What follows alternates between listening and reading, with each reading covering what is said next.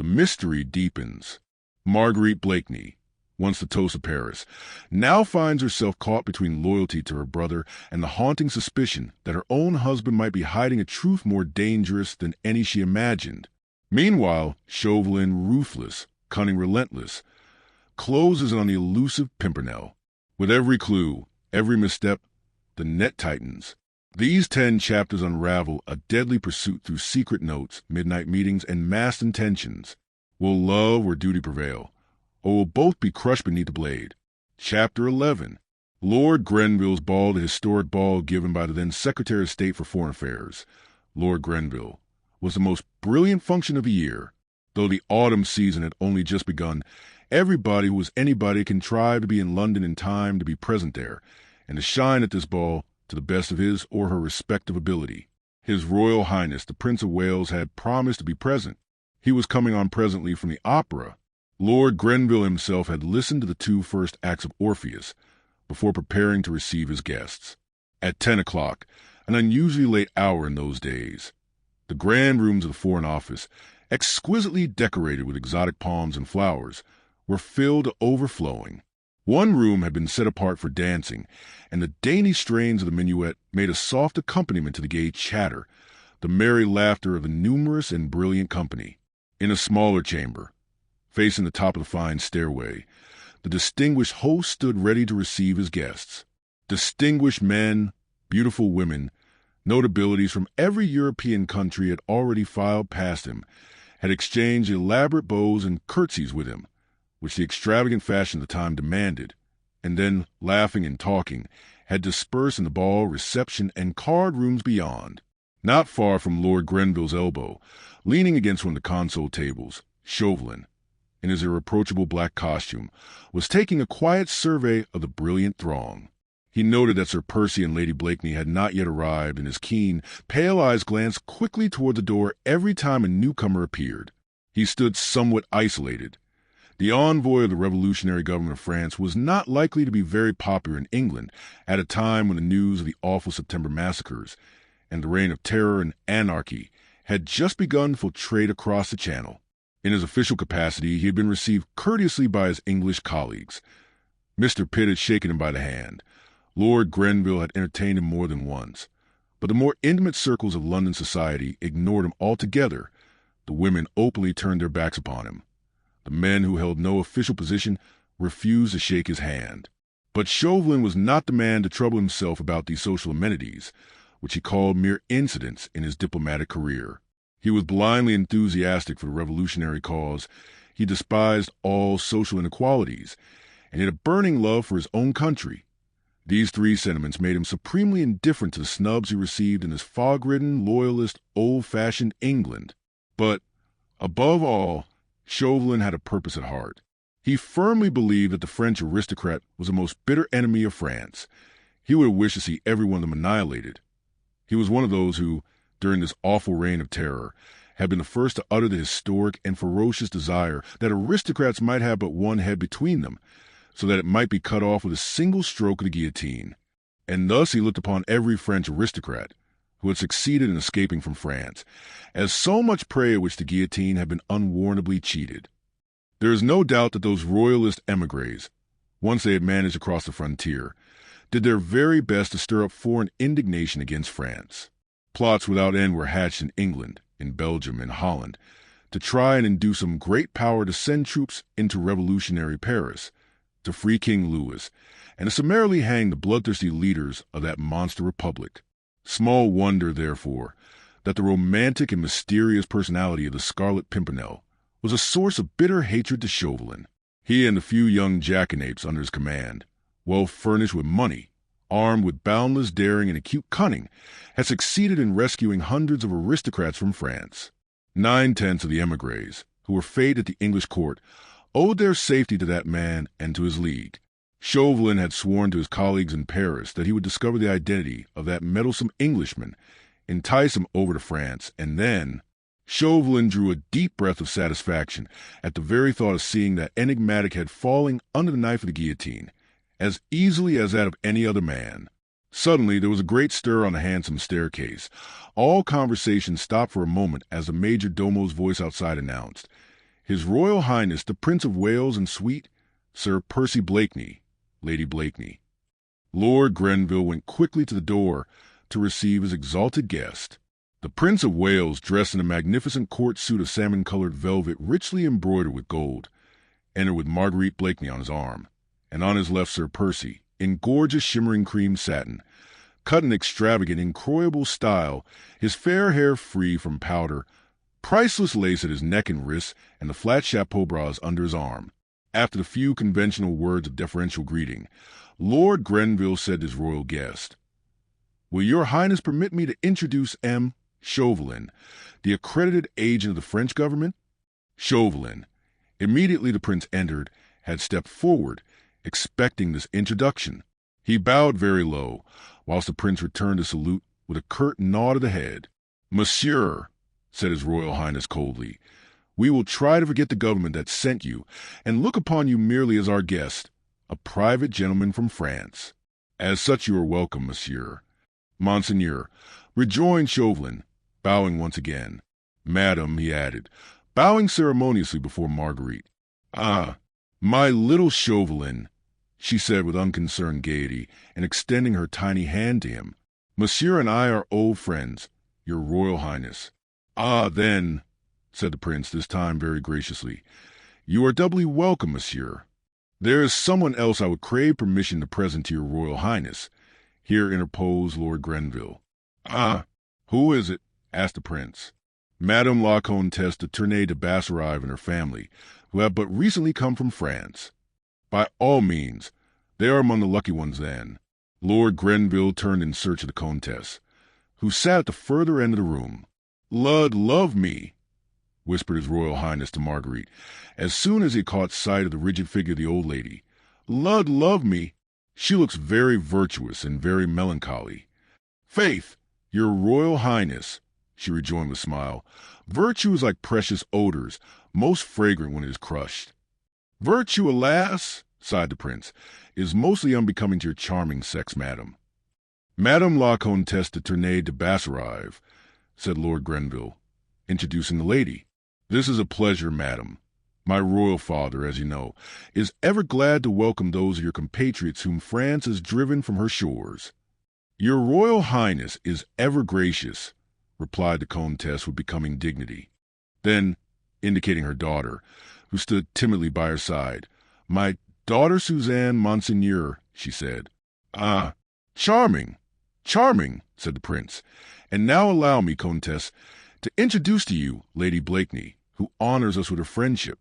You and she will have much to say to one another, I vow. Every compatriot of Lady Blakeney's is doubly welcome for her sake. Her friends are our friends, her enemies the enemies of England."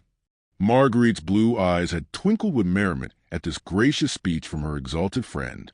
The Comtesse de Tournay, who lately had so flagrantly insulted her, was here receiving a public lesson, at which Marguerite could not help but rejoice. But the Comtesse, for whom respect of royalty amounted almost to a religion, was too well schooled in courtly etiquette to show the slightest sign of embarrassment, as the two ladies curtsied ceremoniously to one another. "His Royal Highness is ever gracious, madam," said Marguerite demurely, and with a wealth of mischief in her twinkling blue eyes, "but here there is no need for his kind mediation. Your amiable reception of me at our last meeting still dwells pleasantly in my memory."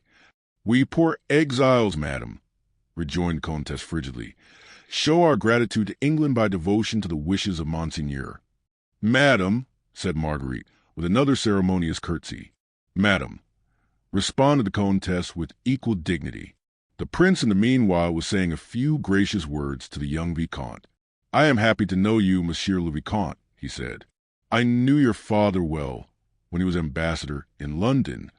"Ah, Monseigneur," replied the Vicomte, "I was a little boy then, and now I owe the honor of this meeting to our protector, the Scarlet Pimpernel." "Hush!" said the prince, earnestly and quickly, as he indicated Chauvelin, who stood a little on one side throughout the whole of this little scene, watching Marguerite and the Comtesse with an amused, sarcastic little smile around his thin lips. "Nay, Monseigneur," he said now, as if in direct response to the prince's challenge, "pray do not check this gentleman's display of gratitude. The name of that interesting red flower is well known to me and to France." The prince looked at him keenly for a moment or two. "Faith, then, monsieur," he said, "perhaps you know more about our national hero than we do ourselves. Perchance you know who he is. See," he added, turning to the groups round the room, "the ladies hang upon your lips. You would render yourself popular among the fair sex if you were to gratify their curiosity." "Ah, monseigneur," said Chauvelin, significantly, "rumor has in France that your highness could, and you would, give the truest account of that enigmatical wayside flower." He looked quickly and keenly at Marguerite as he spoke, but she betrayed no emotion, and her eyes met his quite fearlessly. "Nay, man," replied the prince, "my lips are sealed, and the members of the League jealously guard the secret of their chief. So his fair adorers have to be content with worshipping a shadow. Here in England, monsieur," he added, with wonderful charm and dignity, "we but name the Scarlet Pimpernel, and every fair cheek is suffused with a blush of enthusiasm. None have seen him save his faithful lieutenants. We know not if he be tall or short, fair or dark, handsome or ill-formed, but we know that he is the bravest gentleman in all the world, and we all feel a little proud, monsieur, when we remember that he is an Englishman. Ah, Monsieur Chauvelin," added Marguerite, looking almost with defiance across at the placid, sphinx-like face of the Frenchman, "His Royal Highness should add that we ladies think of him as of a hero of old. We worship him. We wear his badge. We tremble for him when he is in danger and exult with him in the hour of his victory." Chauvelin did no more than bow placidly both to the prince and to Marguerite. He felt that both speeches were intended, each in their way, to convey contempt or defiance. The pleasure-loving, idle prince he despised. The beautiful woman, who in her golden hair wore a spray of small red flowers composed of rubies and diamonds, her he held in the hollow of his hand. He could afford to remain silent and to await events. A long, jovial, inane laugh broke the sudden silence which had fallen over everyone, and "we poor husbands" came in slow, affected accents from gorgeous Sir Percy. "We have to stand by while they worship a demmed shadow." Everyone laughed, the prince more loudly than anyone. The tension of subdued excitement was relieved, and the next moment everyone was laughing and chatting merrily as the gay crowd broke up and dispersed in the adjoining rooms. Chapter 12. The Scrap of Paper. Marguerite suffered intensely, though she laughed and chatted. Though she was more admired, more surrounded, more fate than any woman there, she felt like one condemned to death, living her last day upon this earth. Her nerves were in a state of painful tension, which had increased 100-fold during that brief hour which she had spent in her husband's company, between the opera and the ball. The short ray of hope that she might find in this good-natured, lazy individual a valuable friend and adviser had vanished as quickly as it had come, the moment she found herself alone with him. The same feeling of good-humored contempt which one feels for an animal or a faithful servant made her turn away with a smile from the man who should have been her moral support in this heart-rending crisis through which she was passing, who should have been her cool-headed adviser when feminine sympathy and sentiment tossed her hither and thither, between her love for her brother, who was far away and in mortal peril, and horror of the awful service which Chauvelin had exacted from her in exchange for Armand's safety. There he stood, the moral support, the cool-headed adviser, surrounded by a crowd of brainless, empty-headed young fops, who were even now repeating from mouth to mouth, and with every sign of the keenest enjoyment, a doggerel quatrain which he had just given forth. Everywhere the absurd, silly words met her. People seemed to have little else to speak about. Even the prince had asked her, with a laugh, whether she appreciated her husband's latest poetic efforts. All done in the tying of cravat. Sir Percy had declared to his clique of admirers, "We seek him here, we seek him there. Those Frenchies seek him everywhere. Is he in heaven? Is he in hell? That damned elusive Pimpernel." Sir Percy's bon mot had gone the round of the brilliant reception rooms. The prince was enchanted. He vowed that life without Blakeney would be but a dreary desert. Then, taking him by the arm, had led him to the card-room and engaged him in a long game of hazard. Sir Percy, whose chief interest in most social gatherings seemed to center around the card table, usually allowed his wife to flirt, dance, to amuse or bore herself as much as she liked. And tonight, having delivered himself of his bon mot, he He had left Marguerite surrounded by a crowd of admirers of all ages, all anxious and willing to help her forget that somewhere in the spacious reception rooms there was a long, lazy being who had been fool enough to suppose that the cleverest woman in Europe would settle down to the prosaic bonds of English matrimony. Her still overwrought nerves, her excitement and agitation, lent beautiful Marguerite Blakeney much additional charm. Escorted by a veritable bevy of men of all ages and of most nationalities, she called forth many exclamations of admiration from everyone as she passed. She would not allow herself any more time to think. Her early, somewhat bohemian training had made her something of a fatalist. She felt that events would shape themselves, that the directing of them was not in her hands. From Chauvelin she knew that she could expect no mercy. He had set a price upon Armand's head, and left it to her to pay or not, as she chose. Later on in the evening she caught sight of Sir Andrew Ffoulkes and Lord Antony Dewhurst, who seemingly had just arrived. She noticed at once that Sir Andrew immediately made for little Suzanne de Tournay, and that the two young people soon managed to isolate themselves in one of the deep embrasures of mullioned windows, there to carry on a long conversation, which seemed very earnest and very pleasant on both sides. Both the young men looked a little haggard and anxious, but otherwise they were irreproachably dressed, and there was not the slightest sign about their courtly demeanor of the terrible catastrophe, which they must have felt hovering round them and round their chief. That the League of the Scarlet Pimpernel had no intention of abandoning its cause, she had gathered through little Suzanne herself, who spoke openly of the assurance she and her mother had had that the Comte de Tournay would be rescued from France by the League within the next few days. Vaguely she began to wonder, as she looked at the brilliant and fashionable crowd in the gaily lighted ballroom, which of these worldly men round her was a mysterious Scarlet Pimpernel, who held the threads of such daring plots, and the fate of valuable lives in his hands. A burning curiosity seized her to know him, although for months she had heard of him and had accepted his anonymity, as everyone else in society had done. But now she longed to know, quite impersonally, quite apart from Armand, and quite apart from Chauvelin, only for her own sake, for the sake of the enthusiastic admiration she had always bestowed on his bravery and cunning. He was at the ball, of course. Somewhere, since Sir Andrew Ffoulkes and Lord Antony Dewhurst were here, evidently expecting to meet their chief, and perhaps to get a fresh motif d'ordre from him. Marguerite looked round at everyone, at the aristocratic high-type Norman faces, the squarely built, fair-haired Saxon, the more gentle, humorous cast of the Celt, wondering which of these betrayed the power, the energy, the cunning which had imposed its will and its leadership upon a number of high-born English gentlemen, among whom rumor asserted was His Royal Highness himself. Sir Andrew Ffoulkes? Surely not, with his gentle blue eyes, which were looking so tenderly and longingly after little Suzanne, who was being led away from the pleasant tete-a-tete by her stern mother.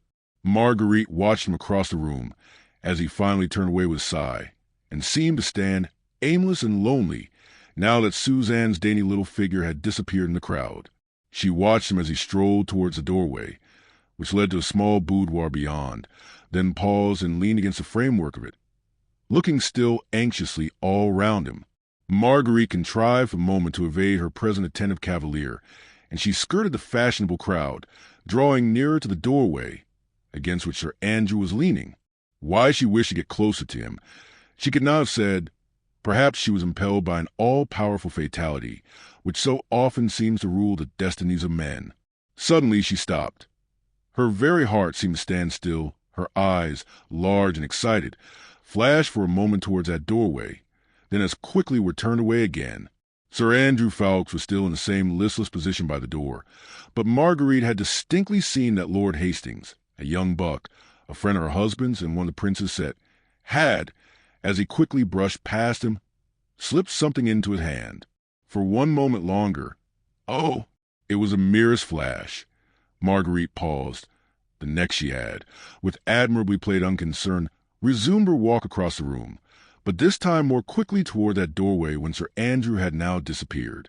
All this, from the moment that Marguerite had caught sight of Sir Andrew leaning against the doorway, until she followed him into the little boudoir beyond, had occurred in less than a minute. Fate is usually swift when she deals a blow. Now Lady Blakeney had suddenly ceased to exist. It was Marguerite St. Just who was their only Marguerite St. Just who had passed her childhood, her early youth, in the protecting arms of her brother Armand. She had forgotten everything else, her rank, her dignity, her secret enthusiasms, everything save that Armand stood in peril of his life, and that there, not 20 feet away from her, in the small boudoir, which was quite deserted, in the very hands of Sir Andrew Ffoulkes, might be the talisman which would save her brother's life. Barely another 30 seconds had elapsed between the moment when Lord Hastings slipped the mysterious something into Sir Andrew's hand and the one when she, in her turn, reached the deserted boudoir. Sir Andrew was standing with his back to her, and close to a table upon which stood a massive silver candelabra. A slip of paper was in his hand, and he was in the very act of perusing its contents. Unperceived, her soft, clinging robe making not the slightest sound upon the heavy carpet, not daring to breathe until she had accomplished her purpose, Marguerite slipped close behind him. At that moment he looked round and saw her. She uttered a groan, passed her hand across her forehead, and murmured faintly. The heat in the room was terrible. I felt so faint. Ah! She tottered almost as if she would fall, and Sir Andrew, quickly recovering himself and crumpling in his hand the tiny note he had been reading, was only, apparently, just in time to support her. "You are ill, Lady Blakeney?" he asked with much concern. "Let me—" No, nothing," she interrupted quickly.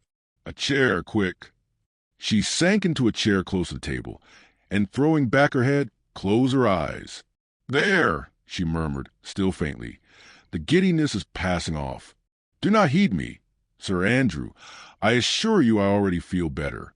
At moments like these there is no doubt, and psychologists actually assert it, that there is in us a sense which has absolutely nothing to do with the other five. It is not that we see, it is not that we hear or touch, yet we seem to do all three at once. Marguerite sat there with her eyes apparently closed. Sir Andrew was immediately behind her, and on her right was a table with a 5-armed candelabra upon it. Before her mental vision there was absolutely nothing but Armand's face. Armand, whose life was in the most imminent danger, and who seemed to be looking at her from a background upon which were dimly painted the seething crowd of Paris, the bare walls of the Tribunal of Public Safety, with Falquier Tinville, the public prosecutor, demanding Armand's life in the name of the people of France, and the lurid guillotine with its stained knife waiting for another victim. Armand. For one moment there was dead silence in the little boudoir. Beyond, from the brilliant ballroom, the sweet notes of gavotte, the frou-frou of rich dresses, the talk and laughter of a large and merry crowd, came as a strange, weird accompaniment to the drama which was being enacted here. Sir Andrew had not uttered another word. Then it was that extra sense became potent in Marguerite Blakeney. She could not see, for her eyes were closed. She could not hear, for the noise from the ballroom drowned the soft rustle of that momentous scrap of paper. Nevertheless she knew, as if she had both seen and heard, that Sir Andrew was even now holding the paper to the flame of one of the candles. At the exact moment that it began to catch fire, she opened her eyes, raised her hand, and, with 2 dainty fingers, had taken the burning scrap of paper from the young man's hand. Then she blew out the flame, and held the paper to her nostril with perfect unconcern. "How thoughtful of you, Sir Andrew," she said gaily. "Surely 'twas your grandmother who taught you that the smell of burnt paper was a sovereign remedy against giddiness." She sighed with satisfaction, holding the paper tightly between her jeweled fingers, that talisman which perhaps would save her brother Armand's life. Sir Andrew was staring at her, too dazed for the moment to realize what had actually happened. He had been taken so completely by surprise that he seemed quite unable to grasp the fact that the slip of paper, which she held in her dainty hand, was one perhaps on which the life of his comrade might depend. Marguerite burst into a long, merry peal of laughter. "Why do you stare at me like that?" she said playfully. "I assure you I feel much better. Your remedy has proved most effectual. This room is most delightfully cool," she added, with the same perfect composure, "and the sound of gavotte from the ballroom is fascinating and soothing." She was prattling on in the most unconcerned and pleasant way, while Sir Andrew, in an agony of mind, was racking his brains as to the quickest method he could employ to get that bit of paper out of that beautiful woman's hand. Instinctively, vague and tumultuous thoughts rushed through his mind. He suddenly remembered her nationality, and worst of all, recollected that horrible tale anent the Marquis de St. Cyr, which in England no one had credited, for the sake of Sir Percy, as well as for her own. What? Still dreaming and staring? She said with a merry laugh. You are most ungallant, Sir Andrew, and now I come to think of it, you seemed more startled than pleased when you saw me just now. I do believe, after all, that it was not concern for my health, nor yet a remedy taught you by your grandmother that caused you burn this tiny scrap of paper. I vow it must have been your lady love's last cruel epistle you were trying to destroy. Now confess, she added, playfully holding up the scrap of paper. Does this contain her final congé, or a last appeal to kiss and make friends? Whichever it is, Lady Blakeney, said Sir Andrew, who was gradually recovering his self-possession. This little note is undoubtedly mine, and, not caring whether his action was one that would be styled ill-bred towards a lady, the young man had made a bold dash of the note. But Marguerite's thoughts flew quicker than his own. Her actions, under pressure of this intense excitement, were swifter and more sure. She was tall and strong. She took a quick step backwards and knocked over the small Sheraton table, which was already top-heavy, and which fell down with a crash, together with the massive candelabra upon it. She gave a quick cry of alarm. The candles, Sir Andrew, quick! There was not much damage done. One or two of the candles had blown out as the candelabra fell. Others had merely sent some grease upon the valuable carpet. One had ignited the paper shade over it. Sir Andrew quickly and dexterously put out the flames and replaced the candelabra upon the table. But this had taken him a few seconds to do, and those seconds had been all that Marguerite needed to cast a quick glance at the paper and to note its contents. A dozen words in the same distorted handwriting she had seen before, and bearing the same device, a star-shaped flower drawn in red ink. When Sir Andrew once more looked at her, he only saw on her face alarm at the untoward accident and relief at its happy issue, whilst a tiny and momentous note had apparently fluttered to the ground. Eagerly the young man picked it up, and his face looked much relieved, as his fingers closed tightly over it. For shame, Sir Andrew, she said, shaking her head with a playful sigh. Making havoc in the heart of some impressionable duchess, whilst conquering the affections of my sweet little Suzanne. Well, well, I do believe it was Cupid himself who stood by you and threatened the entire Foreign Office with destruction by fire, just on purpose to make me drop love's message, before it had been polluted by my indiscreet eyes. To think that, a moment longer, and I might have known the secrets of an erring duchess. You will forgive me, Lady Blakeney, said Sir Andrew, now as calm as she was herself, if I resume the interesting occupation which you had interrupted? By all means, Sir Andrew. How should I venture to thwart the love god again? Perhaps he would mete out some terrible chastisement against my presumption. Burn your love token by all means. Sir Andrew had already twisted the paper into a long spill, and was once again holding it to the flame of the candle, which had remained alight. He did not notice the strange smile on the face of his fair vis-a-vis. So intent was he on the work of destruction. Perhaps, had he done so, the look of relief would have faded from his face. He watched the fateful note, as it curled under the flame. Soon the last fragment fell on the floor, and he placed his heel upon the ashes. And now, Sir Andrew, said Marguerite Blakeney, with the pretty nonchalance peculiar to herself, and with the most winning of smiles, will you venture to excite the jealousy of your fair lady by asking me to dance the minuet? Chapter 13. Either or? The few words which Marguerite Blakeney had managed to read on a half-scorched piece of paper seemed literally to be the words of fate. Start myself tomorrow.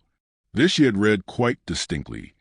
Then came a blur caused by the smoke of the candle, which obliterated the next few words. But right at the bottom, there was another sentence, which was now standing clearly and distinctly, like letters of fire, before her mental vision. If you wish to speak to me again, I shall be in the supper-room at 1 o'clock precisely. The whole was signed with a hastily scrawled little device, a tiny star-shaped flower, which had become so familiar to her. 1 o'clock precisely. It was now close upon 11. The last minuet was being danced, with Sir Andrew Ffoulkes and beautiful Lady Blakeney leading the couples through its delicate and intricate figures. Close upon 11. The hands of the handsome Louis XV, clock upon its ormolu bracket, seemed to move along with maddening rapidity. 2 hours more, and her fate and that of Armand would be sealed. In 2 hours she must make up her mind whether she will keep the knowledge so cunningly gained to herself and leave her brother to his fate, or whether she will willfully betray a brave man, whose life was devoted to his fellow men, who was noble, generous, and above all unsuspecting. It seemed a horrible thing to do. But then there was Armand. Armand, too, was noble and brave. Armand, too, was unsuspecting. And Armand loved her, would have willingly trusted his life in her hands. And now, when she could save him from death, she hesitated. Oh, it was monstrous. Her brother's kind, gentle face, so full of love for her, seemed to be looking reproachfully at her. "You might have saved me, Margot," he seemed to say to her, "and you chose the life of a stranger, a man you do not know, whom you have never seen, and prefer that he should be safe, whilst you sent me to the guillotine." All these conflicting thoughts raged through Marguerite's brain, while, with a smile upon her lips, she glided to the graceful mazes of the minuet. She noted, with that acute sense of hers, that she had succeeded in completely allaying Sir Andrew's fears. Her self-control had been absolutely perfect. She was a finer actress at this moment, and throughout the whole of this minuet, than she had ever been upon the boards of the Comédie Française. But then, a beloved brother's life had not depended upon her histrionic powers. She was too clever to overdo her part, and made no further allusions to the supposed billet doux, which had caused Sir Andrew Ffoulkes such an agonizing 5 minutes. She watched his anxiety melting away under her sunny smile, and soon perceived that, whatever doubt may have crossed his mind at the moment, she had, by the time the last bars of the minuet had been played, succeeded in completely dispelling it. He never realized in what a fever of excitement she was, what effort it cost her to keep up a constant ripple of banal conversation. When the minuet was over, she asked Sir Andrew to take her into the next room. "I have promised to go down to supper with His Royal Highness," she said. "But before we part, tell me, am I forgiven?" "Forgiven?" "Yes. Confess, I gave you a fright just now. But remember, I am not an Englishwoman, and I do not look upon the exchanging of billet doux as a crime, and I vow I'll not tell my little Suzanne. But now, tell me, shall I welcome you at my water party on Wednesday?" "I am not sure, Lady Blakeney," he replied evasively. "I may have to leave London tomorrow." "I would not do that if I were you," she said earnestly. Then, seeing the anxious look once more reappearing in his eyes, she added gaily, "No one can throw a ball better than you can. Sir Andrew, we should so miss you on the bowling green." He had led her across the room to one beyond, where already His Royal Highness was waiting for the beautiful Lady Blakeney. "Madam, supper awaits us," said the prince, offering his arm to Marguerite, "and I am full of hope. The goddess Fortune has frowned so persistently on me at hazard, that I look with confidence to the smiles of the goddess of beauty." "Your Highness has been unfortunate at the card tables?" asked Marguerite, as she took the prince's arm. "Aye, most unfortunate. Blakeney, not content with being the richest among my father's subjects, has also the most outrageous luck. By the way, where is that inimitable wit? I vow, madam, that this life would be but a dreary desert without your smiles and his sallies." Chapter 14. 1 o'clock precisely. Supper had been extremely gay. All those present declared that never had Lady Blakeney been more adorable, nor that demmed idiot Sir Percy more amusing. His Royal Highness had laughed until the tears streamed down his cheeks at Blakeney's foolish yet funny repartees. His doggerel verse, "We seek him here, we seek him there," etc., was sung to the tune of "Ho! Merry Britons," and to the accompaniment of glasses knocked loudly against the table.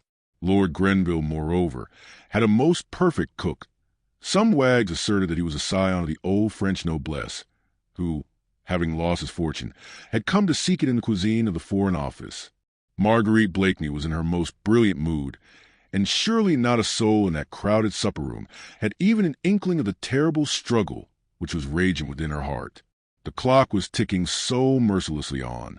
It was long past midnight, and even the Prince of Wales was thinking of leaving the supper table.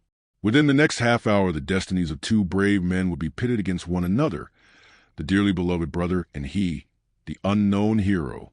Marguerite had not even tried to see Chauvelin during this last hour. She knew that his keen, fox-like eyes would terrify her at once, and incline the balance of her decision towards Armand. While she did not see him, there still lingered in her heart of hearts a vague, undefined hope that something would occur, something big, enormous, epic-making, which would shift from her young, weak shoulders this terrible burden of responsibility, of having to choose between two such cruel alternatives.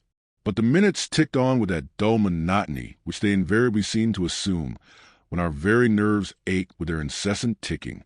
After supper, dancing was resumed. His Royal Highness had left, and there was general talk of departing among the older guests. The young ones were indefatigable and had started on a new gavotte, which would fill the next quarter of an hour. Marguerite did not feel equal to another dance. There is a limit to most enduring self-control. Escorted by a cabinet minister, she had once more found her way to the tiny boudoir, still the most deserted among all the rooms. She knew that Chauvelin must be lying in wait for her somewhere, ready to seize the first possible opportunity for a tete-a-tete.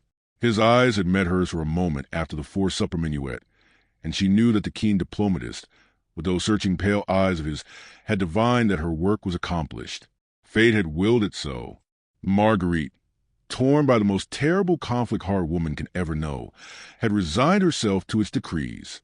But Armand must be saved at any cost. He, first of all, for he was a brother, had been mother, father, friend to her ever since she, a tiny babe, had lost both her parents. To think of Armand dying a traitor's death on the guillotine was too horrible even to dwell upon, impossible, in fact. That could never be, never. As for the stranger, the hero, well, there let fate decide. Marguerite would redeem her brother's life at the hands of the relentless enemy, then let that cunning Scarlet Pimpernel extricate himself after that. Perhaps, vaguely, Marguerite hoped that the daring plotter, who for so many months had baffled an army of spies, would still manage to evade Chauvelin and remain immune to the end. She thought of all this as she sat listening to the witty discourse of the cabinet minister, who, no doubt, felt that it found in Lady Blakeney a most perfect listener. Suddenly she saw the keen, fox-like face of Chauvelin peeping through the curtained doorway. "Lord Fancourt," she said to the minister, "will you do me a service?" "I am entirely at your ladyship's service," he replied gallantly. "Will you see if my husband is still in the card-room? And if he is, will you tell him that I am very tired and will be glad to go home soon? The commands of a beautiful woman are binding on all mankind, even on cabinet ministers." Lord Fancourt prepared to obey instantly. "I do not like to leave your ladyship alone," he said. "Never fear. I shall be quite safe here, and I think undisturbed. But I am really tired. You know Sir Percy will drive back to Richmond.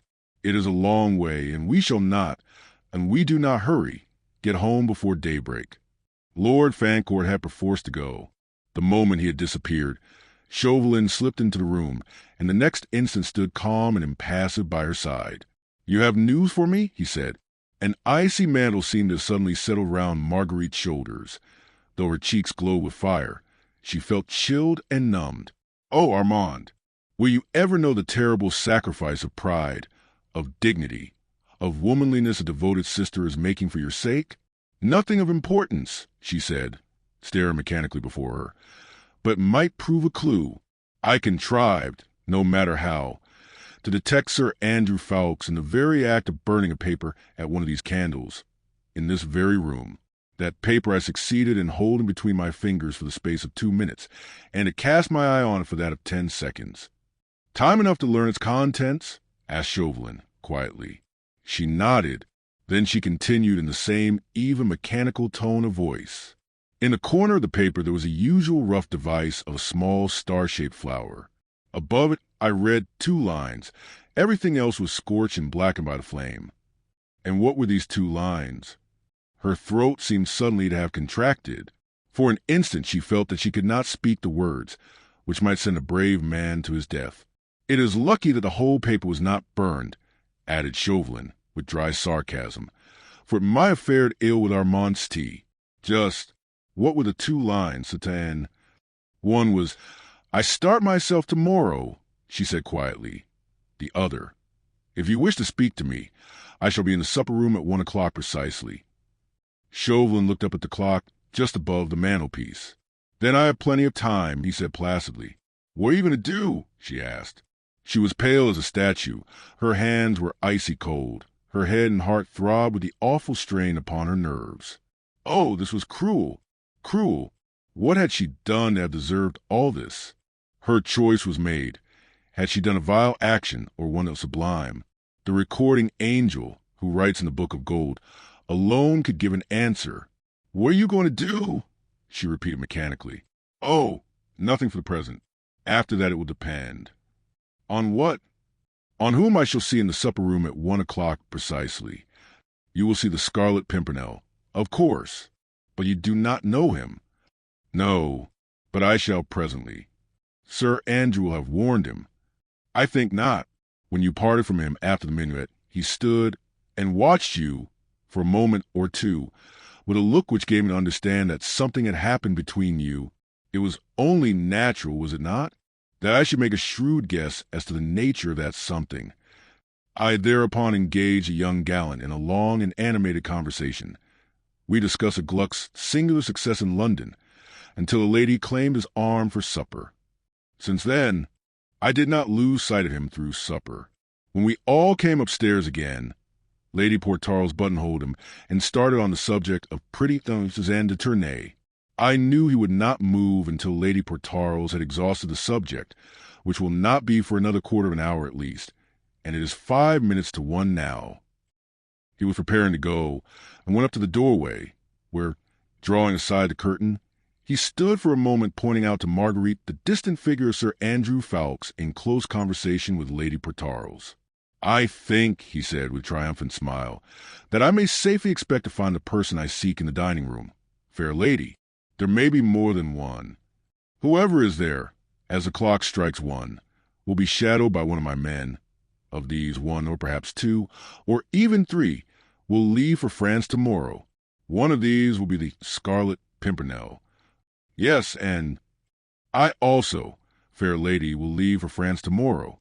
The papers found at Dover upon the person of Sir Andrew Ffoulkes speak in the neighborhood of Calais, of an inn which I know well, called Le Chatgris, of a lonely place somewhere on the coast, the Père Blanchard hut, which I must endeavor to find. All these places are given as the point where this meddlesome Englishman has bidden the traitor de Tournay and others to meet his emissaries. But it seems that he has decided not to send his emissaries, that he will start himself tomorrow. Now, one of those persons whom I shall see anon in the supper room will be journeying to Calais, and I shall follow that person until I have tracked him to where those fugitive aristocrats await him. For that person, fair lady, will be the man whom I have sought for nearly a year, the man whose energy has outdone me, whose ingenuity has baffled me, whose audacity has set me wondering. Yes, me, who have seen a trick or two in my time, the mysterious and elusive Scarlet Pimpernel.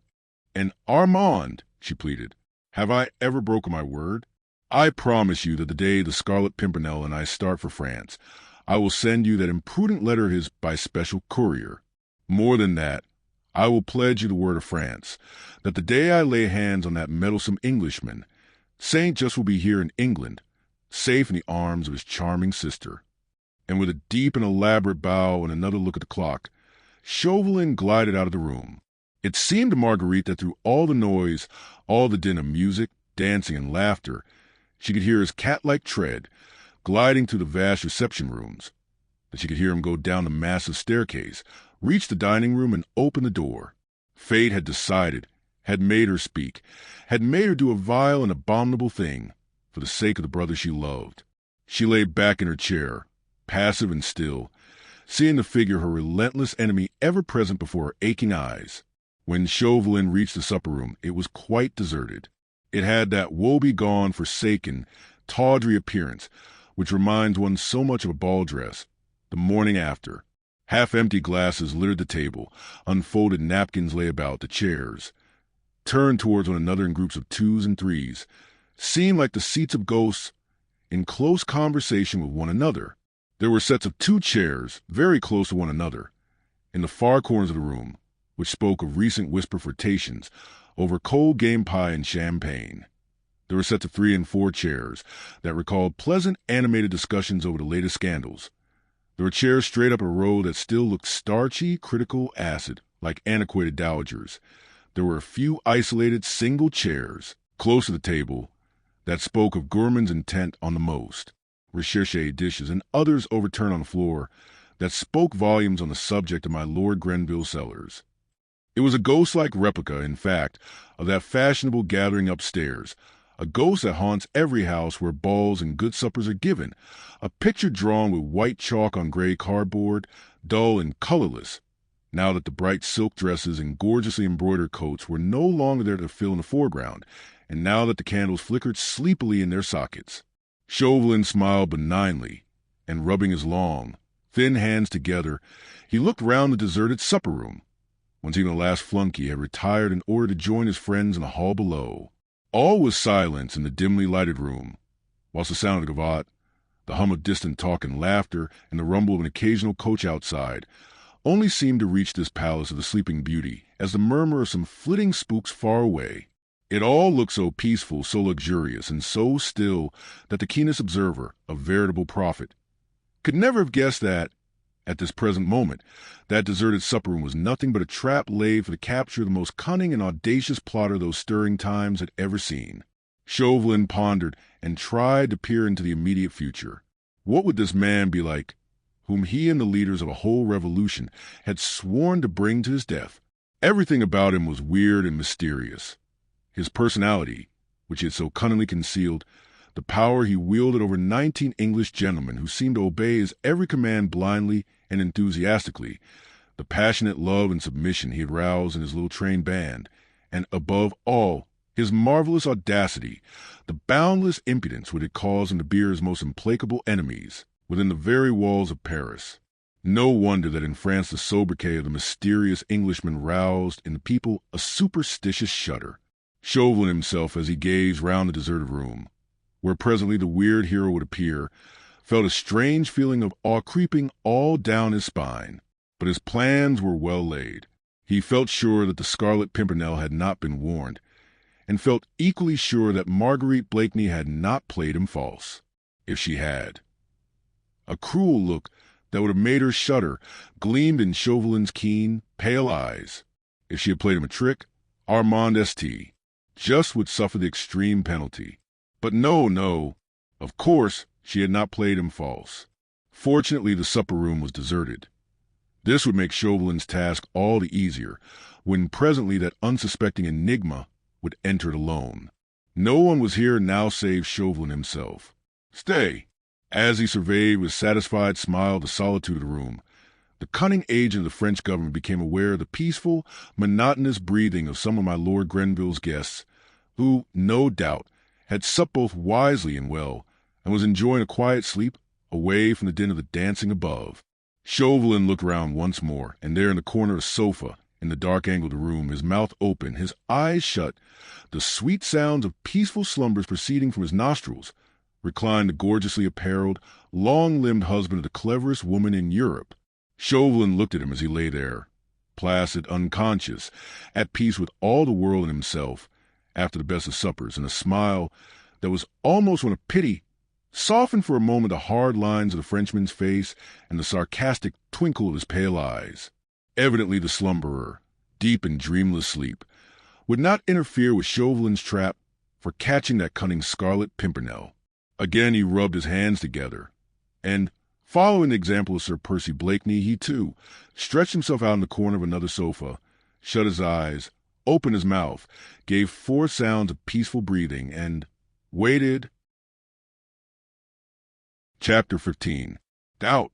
Marguerite Blakeney had watched the slight sable-clad figure of Chauvelin as he worked his way through the ballroom. Then perforce she had had to wait, while her nerves tingled with excitement.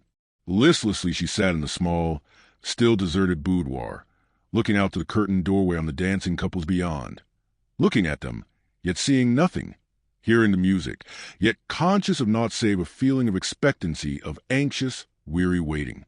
Her mind conjured up before her the vision of what was, perhaps at this very moment, passing downstairs. The half-deserted dining room, the fateful hour, Chauvelin on the watch. Then, precise the moment, the entrance of a man the Scarlet Pimpernel, the mysterious leader, who to Marguerite had become almost unreal, so strange, so weird was his hidden identity. She wished she were in the supper-room too, at this moment, watching him as he entered. She knew that her woman's penetration would at once recognize in the stranger's face, whoever he might be, that strong individuality which belongs to a leader of men, to a hero, to the mighty, high-soaring eagle whose daring wings were becoming entangled in the ferret's trap. Womanlike, she thought him with unmixed sadness. The irony of that fate seemed so cruel, which allowed the fearless lion to succumb to the gnawing of a rat. Ah!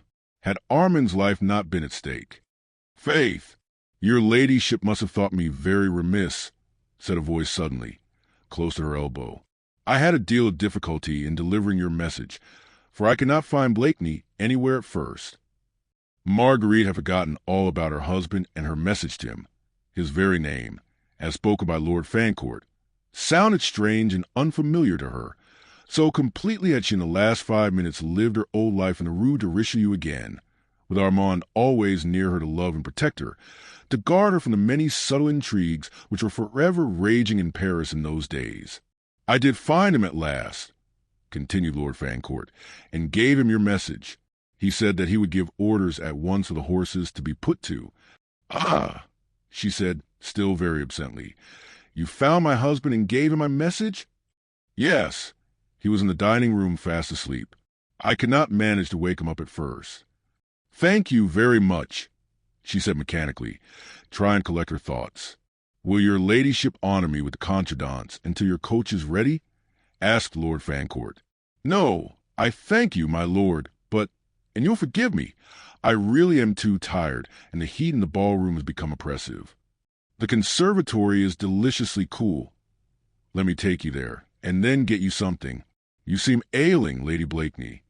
"I am only very tired," she repeated wearily, as she allowed Lord Fancourt to lead her, where subdued lights and green plants lent coolness to the air. He got her a chair, into which she sank. This long interval of waiting was intolerable. Why did not Chauvelin come and tell her the result of his watch? Lord Fancourt was very attentive.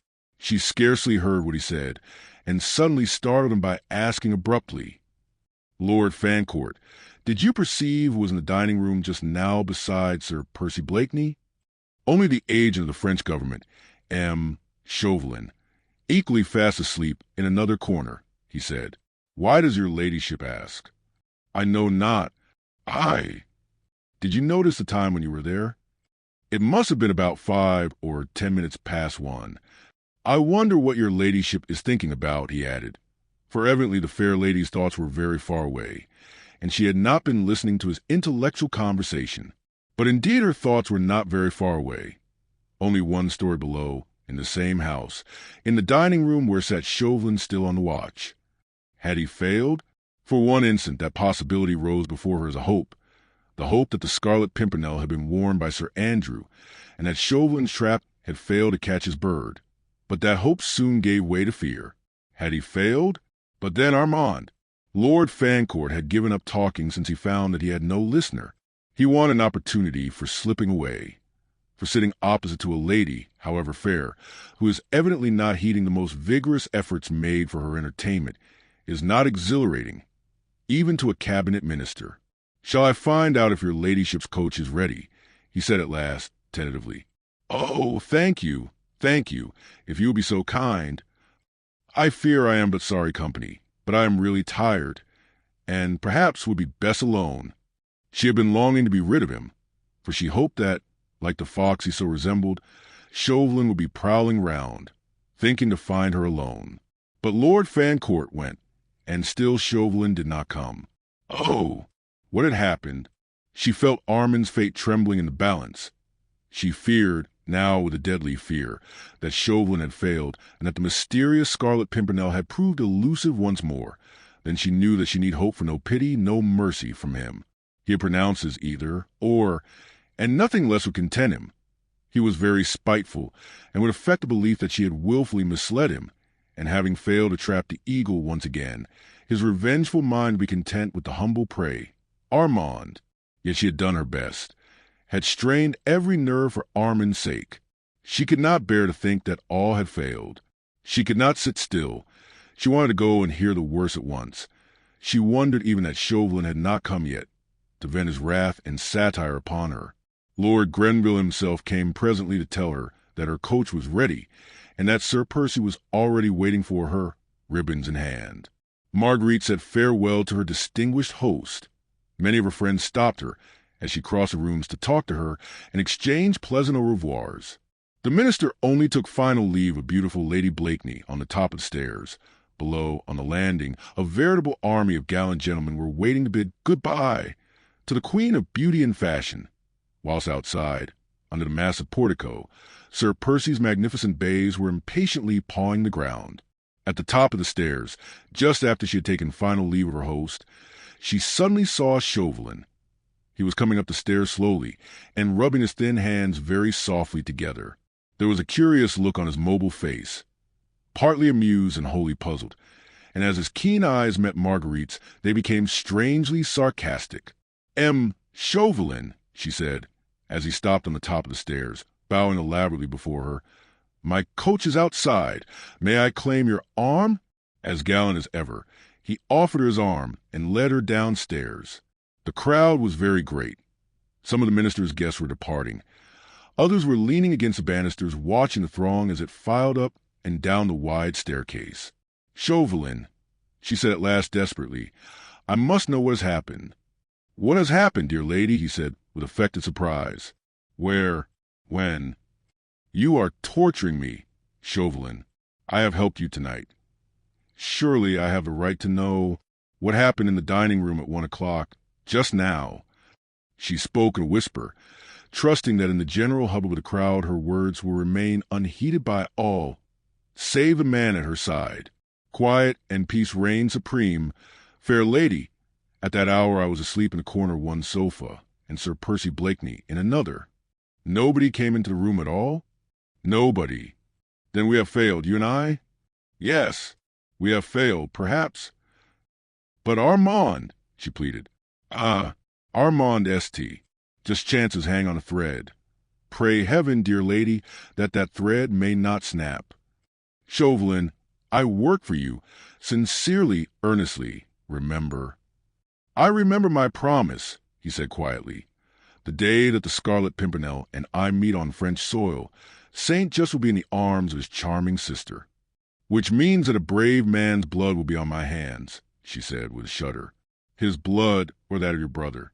Surely at the present moment you must hope, as I do, that the enigmatical Scarlet Pimpernel will start for Calais today. I am only conscious of one hope, citoyenne, and that is that Satan, your master, will have need of you elsewhere before the sun rises today. You flatter me, citoyenne. She had detained him for a while, midway down the stairs, trying to get the thoughts which lay beyond that thin, fox-like mask. But Chauvelin remained urbane, sarcastic, mysterious. Not a line betrayed a poor, anxious woman whether she need fear or whether she dare to hope. Downstairs on the landing she was soon surrounded. Lady Blakeney never stepped from any house into her coach, without an escort of fluttering human moths around the dazzling light of her beauty. But before she finally turned away from Chauvelin, she held out a tiny hand to him, with that pretty gesture of childish appeal, which was so essentially her own. Give me some hope, my little Chauvelin, she pleaded.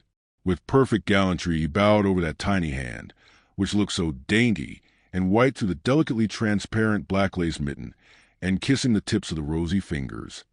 Pray heaven that the thread may not snap, he repeated, with his enigmatic smile. And stepping aside, he allowed the moths to flutter more closely round the candle, and the brilliant throng of the jeunesse dorée, eagerly attentive to Lady Blakeney's every movement, hid the keen, fox-like face from her view. Chapter 16. Richmond. A few minutes later she was sitting, wrapped in costly furs, near Sir Percy Blakeney on the box seat of his magnificent coach, and four splendid bays had thundered down the quiet street.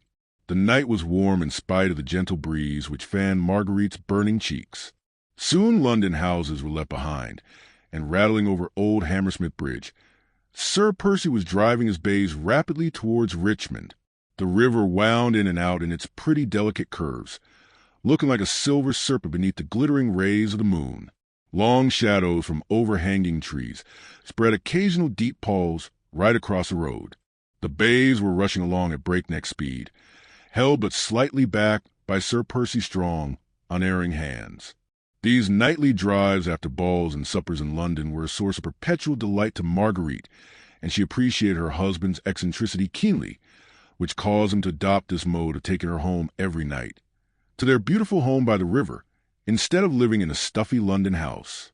He loved driving his spirited horses along the lonely, moonlit roads, and she loved to sit on the box seat, with the soft air of an English late summer's night fanning her face after the hot atmosphere of a ball or supper party.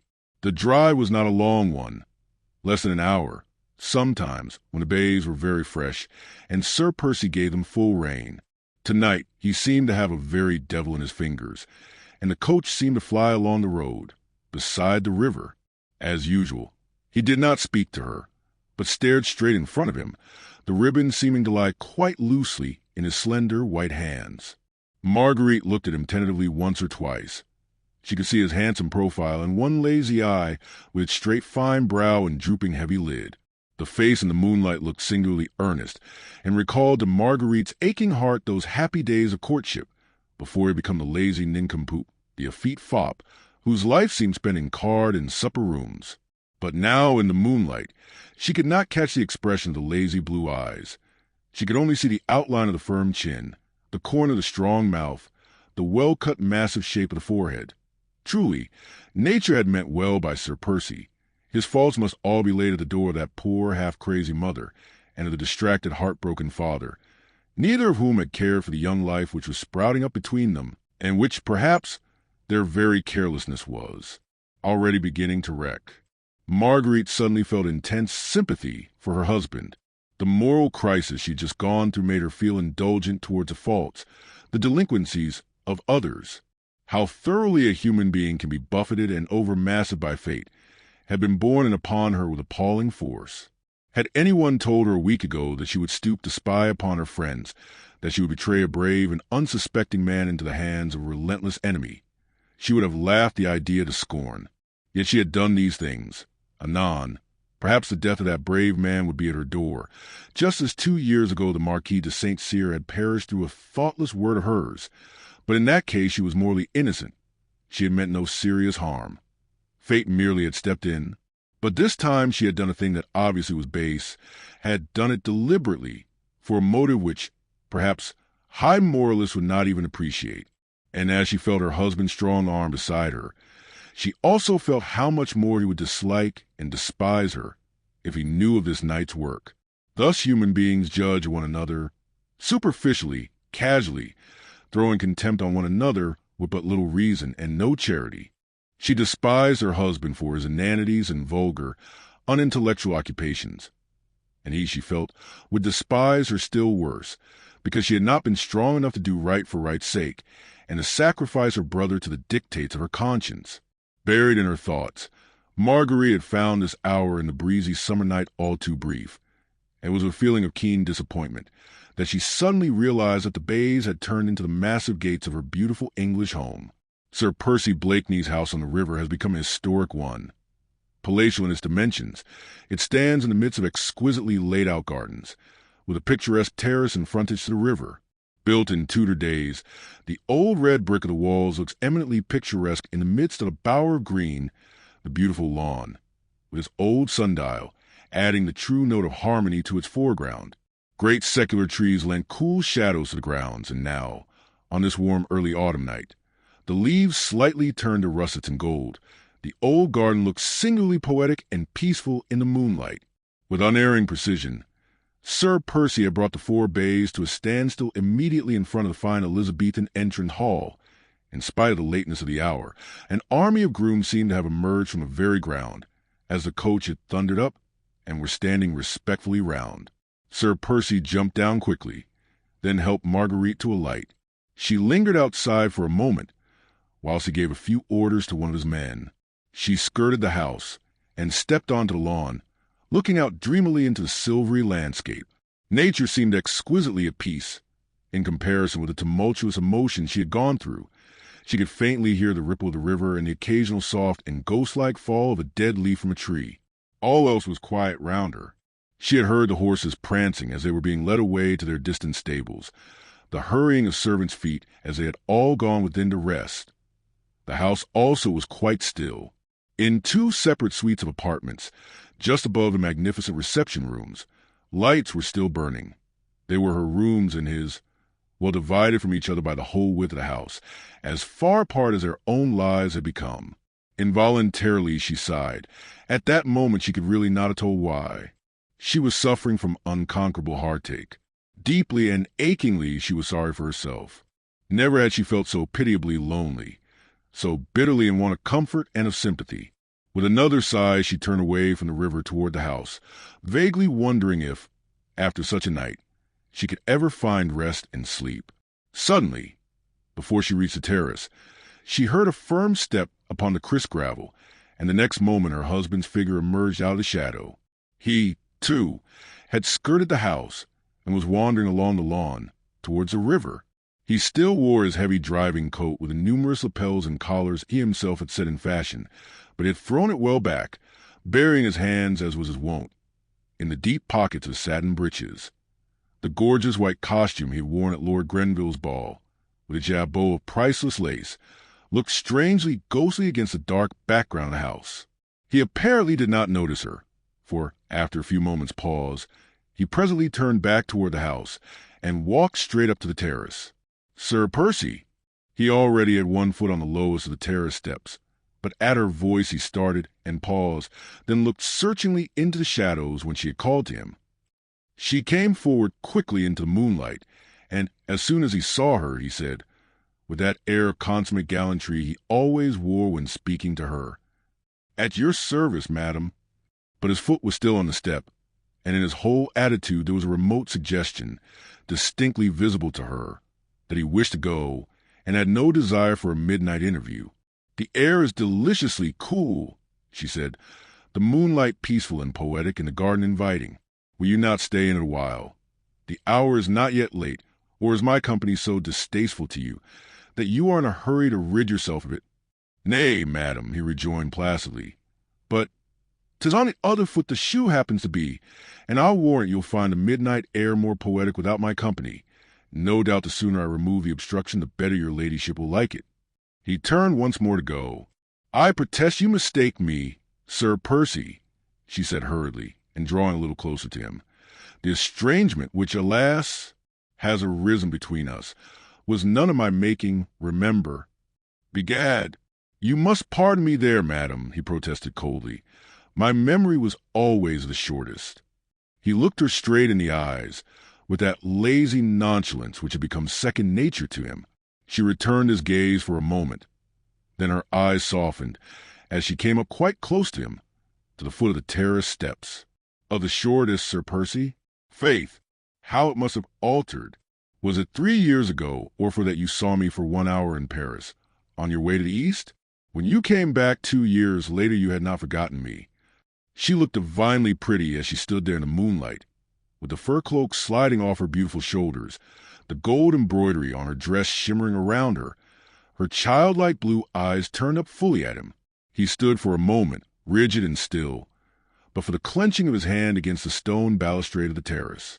"You desire my presence, madam," he said frigidly. "I take it that it was not with a view to indulging in tender reminiscences." His voice certainly was cold and uncompromising, his attitude before her stiff and unbending. Womanly decorum would have suggested that Marguerite should return coldness for coldness, and should sweep past him without another word, only with a curt nod of the head. But womanly instinct suggested that she should remain, that keen instinct which makes a beautiful woman conscious of her powers long to bring to her knees the one man who pays her no homage. She stretched out her hand to him. "Nay, Sir Percy, why not? The present is not so glorious, but that I should not wish to dwell a little in the past." He bent his tall figure, and taking hold of the extreme tip of the fingers which she still held out to him, he kissed them ceremoniously.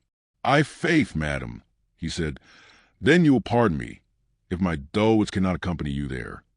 Once again he attempted to go. Once more her voice, sweet, childlike, almost tender, called him back. "Sir Percy." "Your servant, madam."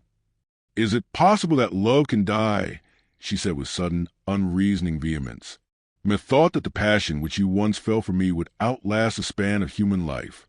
Is there nothing left of that love, Percy, which might help you to bridge over that sad estrangement? His massive figure seemed, while she spoke thus to him, to stiffen still more. The strong mouth hardened, a look of relentless obstinacy crept into the habitually lazy blue eyes. "With what object, I pray you, madam?" he asked coldly. "I do not understand you." "Yet 'tis simple enough," he said with sudden bitterness, which seemed literally to surge through his words, though he was making visible efforts to suppress it. "I humbly put the question to you, for my slow wits are unable to grasp the cause of this, your ladyship's sudden new mood. Is it that you have the taste to renew the devilish sport which you played so successfully last year? Do you wish to see me once more a love-sick suppliant at your feet, so that you might again have the pleasure of kicking me aside, like a troublesome lapdog?"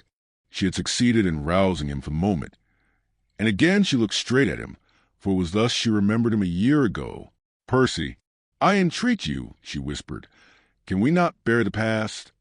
"Pardon me, madam, but I understood you to say that your desire was to dwell in it." "Nay, I spoke not of that past, Percy," she said, while a tone of tenderness crept into her voice. "Rather did I speak of the time when you loved me still. And I was vain and frivolous. Your wealth and position allured me.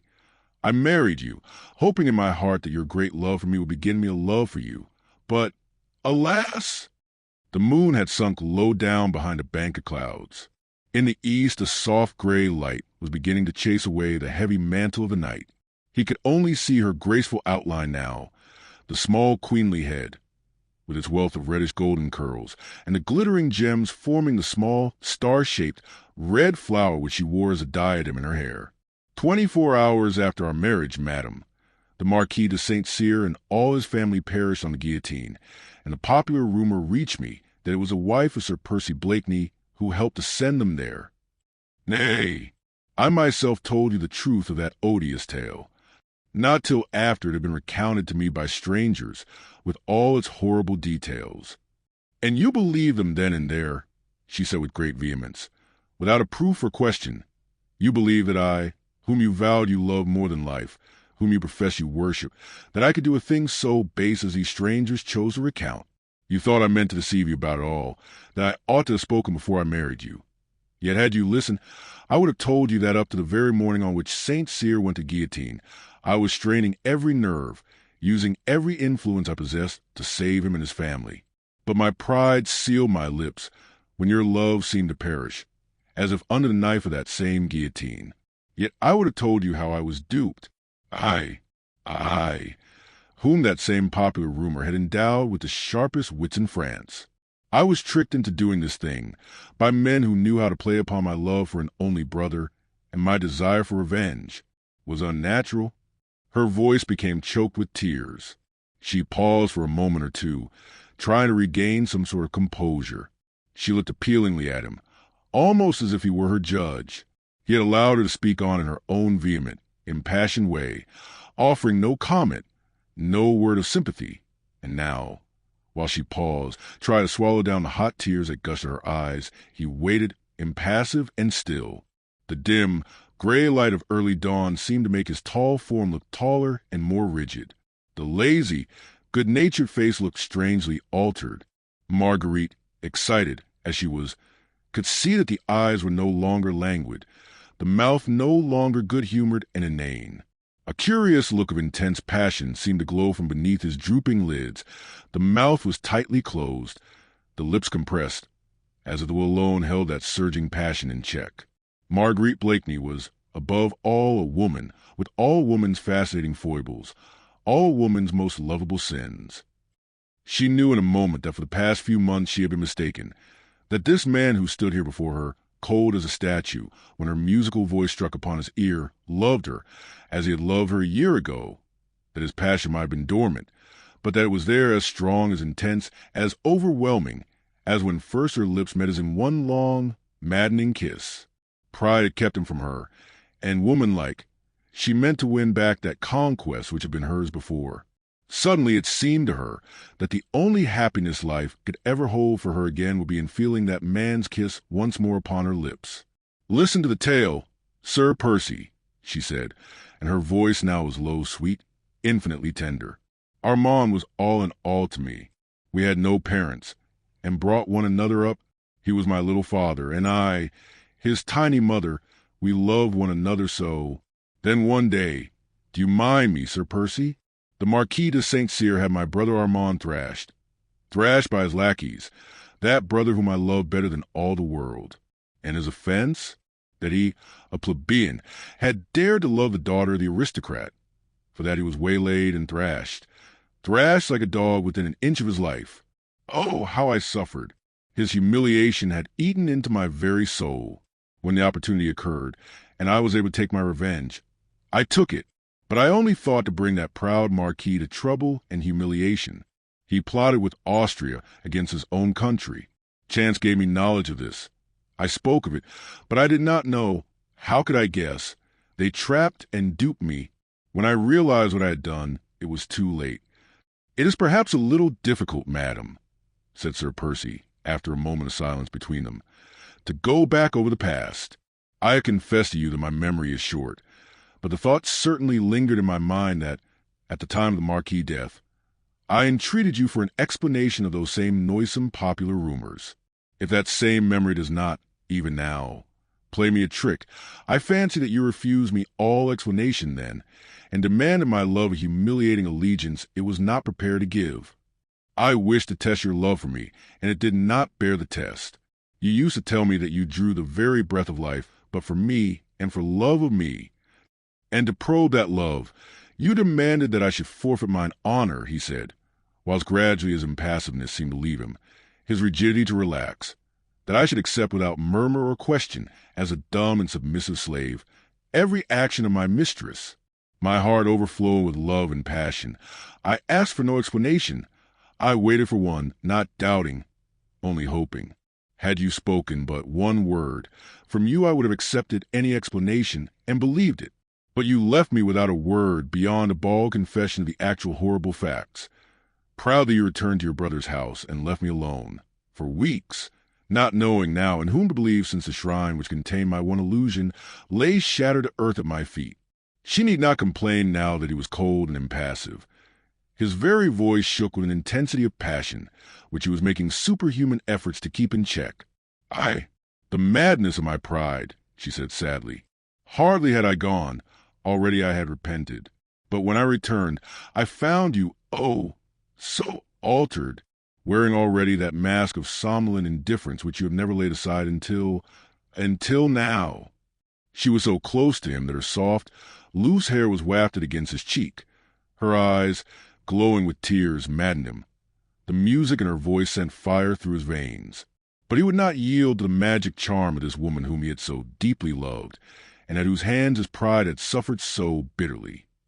He closed his eyes to shut out the dainty vision of that sweet face, of that snow-white neck and graceful figure, round which the faint rosy light of dawn was just beginning to hover playfully. "Nay, madam, it is no mask," he said icily. "I swore to you, once, that my life was yours. For months now it has been your plaything. It has served its purpose." But now she knew that that very coldness was a mask. The trouble, the sorrow she had gone through last night, suddenly came back to her mind, but no longer with bitterness, rather with feeling that this man who loved her would help her to bear the burden. "Sir Percy," she said impulsively, "heaven knows you have been at pains to make the task, which I had set to myself, terribly difficult to accomplish. You spoke of my mood just now. Well, we will call it that, if you will. I wish to speak to you, because I was in trouble and had need of your sympathy. It is yours to command, madam." "How cold you are," she sighed.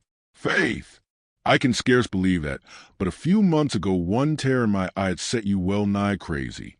Now I come to you with a half-broken heart, and I pray you, madam," he said, whilst his voice shook almost as much as hers, "in what way can I serve you? Percy, Armand is in deadly danger. A letter of his, rash, impetuous, as were all his actions, and written to Sir Andrew Ffoulkes, has fallen into the hands of fanatic. Armand is hopelessly compromised. Tomorrow perhaps he will be arrested. After that the guillotine, unless, oh, "It is horrible," she said with a sudden wail of anguish as all the events of the past night came rushing back to her mind. "Horrible. And you do not understand. You cannot. And I have no one to whom I can turn for help or even for sympathy." Tears now refused to be held back. All her trouble, her struggles, the awful uncertainty of Armand's fate overwhelmed her. She tottered, ready to fall, and leaning against the stone balustrade, she buried her face in her hands and sobbed bitterly. At first mention of Armand St., just name of the peril in which he stood, Sir Percy's face had become a shade more pale, and a look of determination and obstinacy appeared more marked than ever between his eyes. However, he said nothing for the moment, but watched her, as her delicate frame was shaken with sobs, watched her until unconsciously his face softened, and what looked almost like tears seemed to glisten in his eyes. "And so," he said with bitter sarcasm, "the murderous dog of the Revolution is turning upon the very hands that fed it. Begad, madam," he added very gently, as Marguerite continued to sob hysterically, "will you dry your tears? I never could bear to see a pretty woman cry, and I—" Instinctively, with sudden, overmastering passion at sight of her helplessness and of her grief, he stretched out his arms, and the next would have seized her and held her to him, protected from every evil with his very life, his very heart's blood. But pride had the better of it in this struggle once again. He restrained himself with a tremendous effort of will, and said coldly, though still very gently, "Will you not turn to me, madam, and tell me in what way I may have the honor to serve you?" She made a violent effort to control herself, and turning her tear-stained face to him, she once more held out her hand, which he kissed with the same punctilious gallantry, but Marguerite's fingers, this time, lingered in his hand for a second or two longer than was absolutely necessary, and this was because she had felt that his hand trembled perceptibly and was burning hot, whilst his lips felt as cold as marble. "Can you do aught for Armand?" she said sweetly and simply.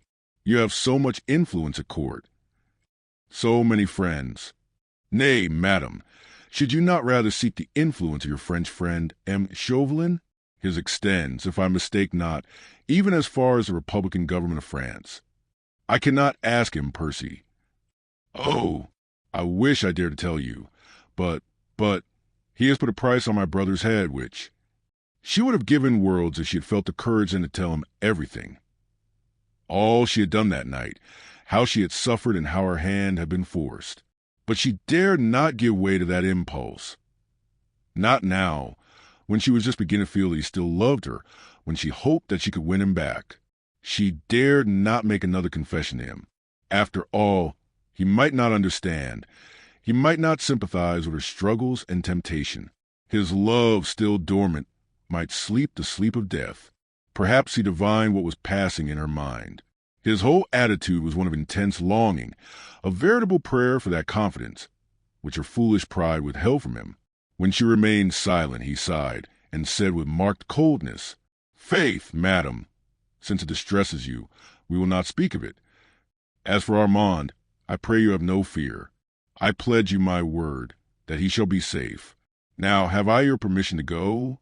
The hour is getting late, and—" "You will at least accept my gratitude?" she said, as she drew quite close to him, and speaking with real tenderness.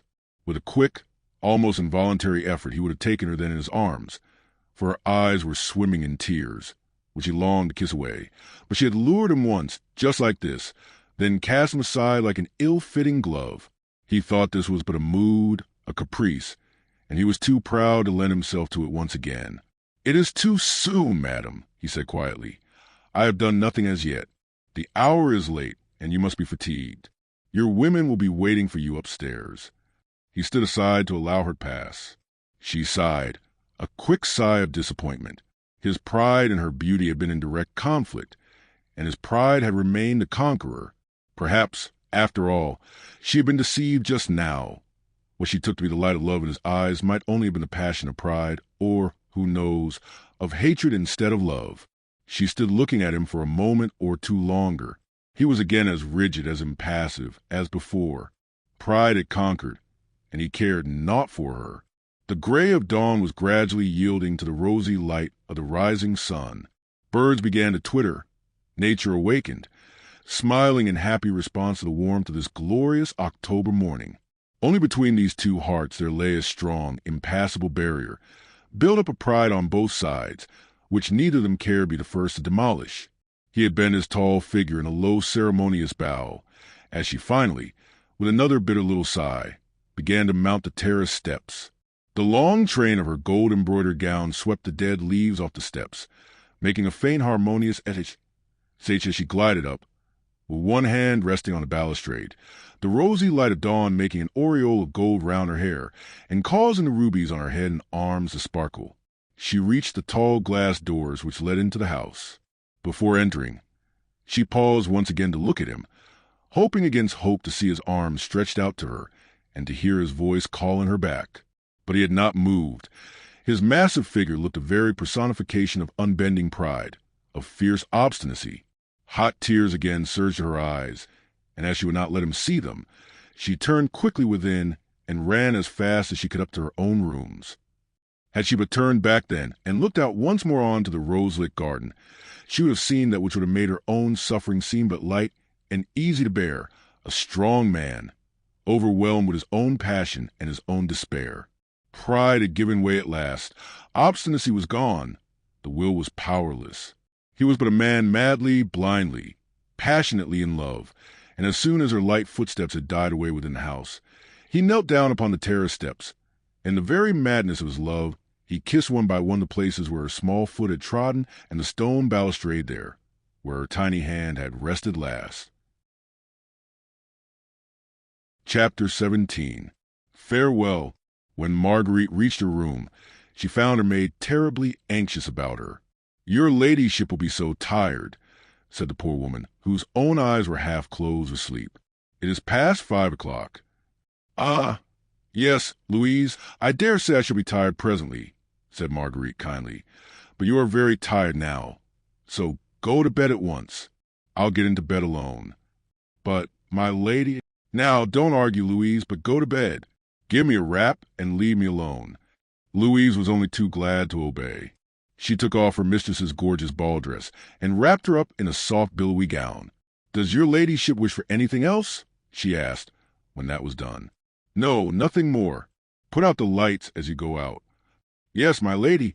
"Good night, my lady." "Good night, Louise." When the maid was gone, Marguerite drew aside the curtains and threw open the windows. The garden and the river beyond were flooded with rosy light. Far away to the east, the rays of the rising sun had changed the rose into vivid gold. The lawn was deserted now, and Marguerite looked down upon the terrace where she stood a few moments ago, trying vainly to win back a man's love, which once had been so wholly hers. It was strange that through all her troubles, all her anxiety for Armand, she was mostly conscious at the present moment of a keen and bitter heartache. Her very limbs seemed to ache with longing for the love of the man who had spurned her, who had resisted her tenderness, remained cold to her appeals, and had not responded to the glow of passion, what had caused her to feel and hope that those happy olden days in Paris were not all dead and forgotten. How strange it all was! She loved him still, and now that she looked back upon the last few months of misunderstandings and of loneliness, she realized that she had never ceased to love him. That deep down in her heart she had always vaguely felt that his foolish inanities, his empty laugh, his lazy nonchalance were nothing but a mask, that the real man, strong, passionate, willful, was there still, the man she had loved, whose intensity had fascinated her, whose personality attracted her, since she always felt that behind his apparently slow, which there was a certain something, which he kept hidden from all the world, and most especially from her. A woman's heart is such a complex problem. The owner thereof is often most incompetent to find the solution of this puzzle.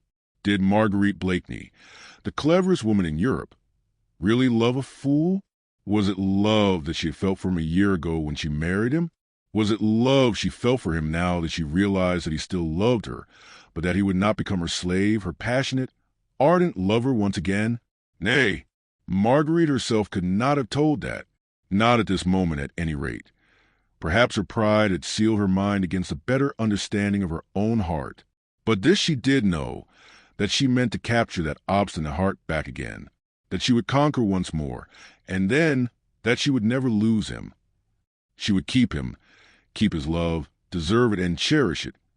For this much was certain, that there was no longer any happiness possible for her without that one man's love. Thus the most contradictory thoughts and emotions rushed madly through her mind. Absorbed in them, she had allowed time to slip by.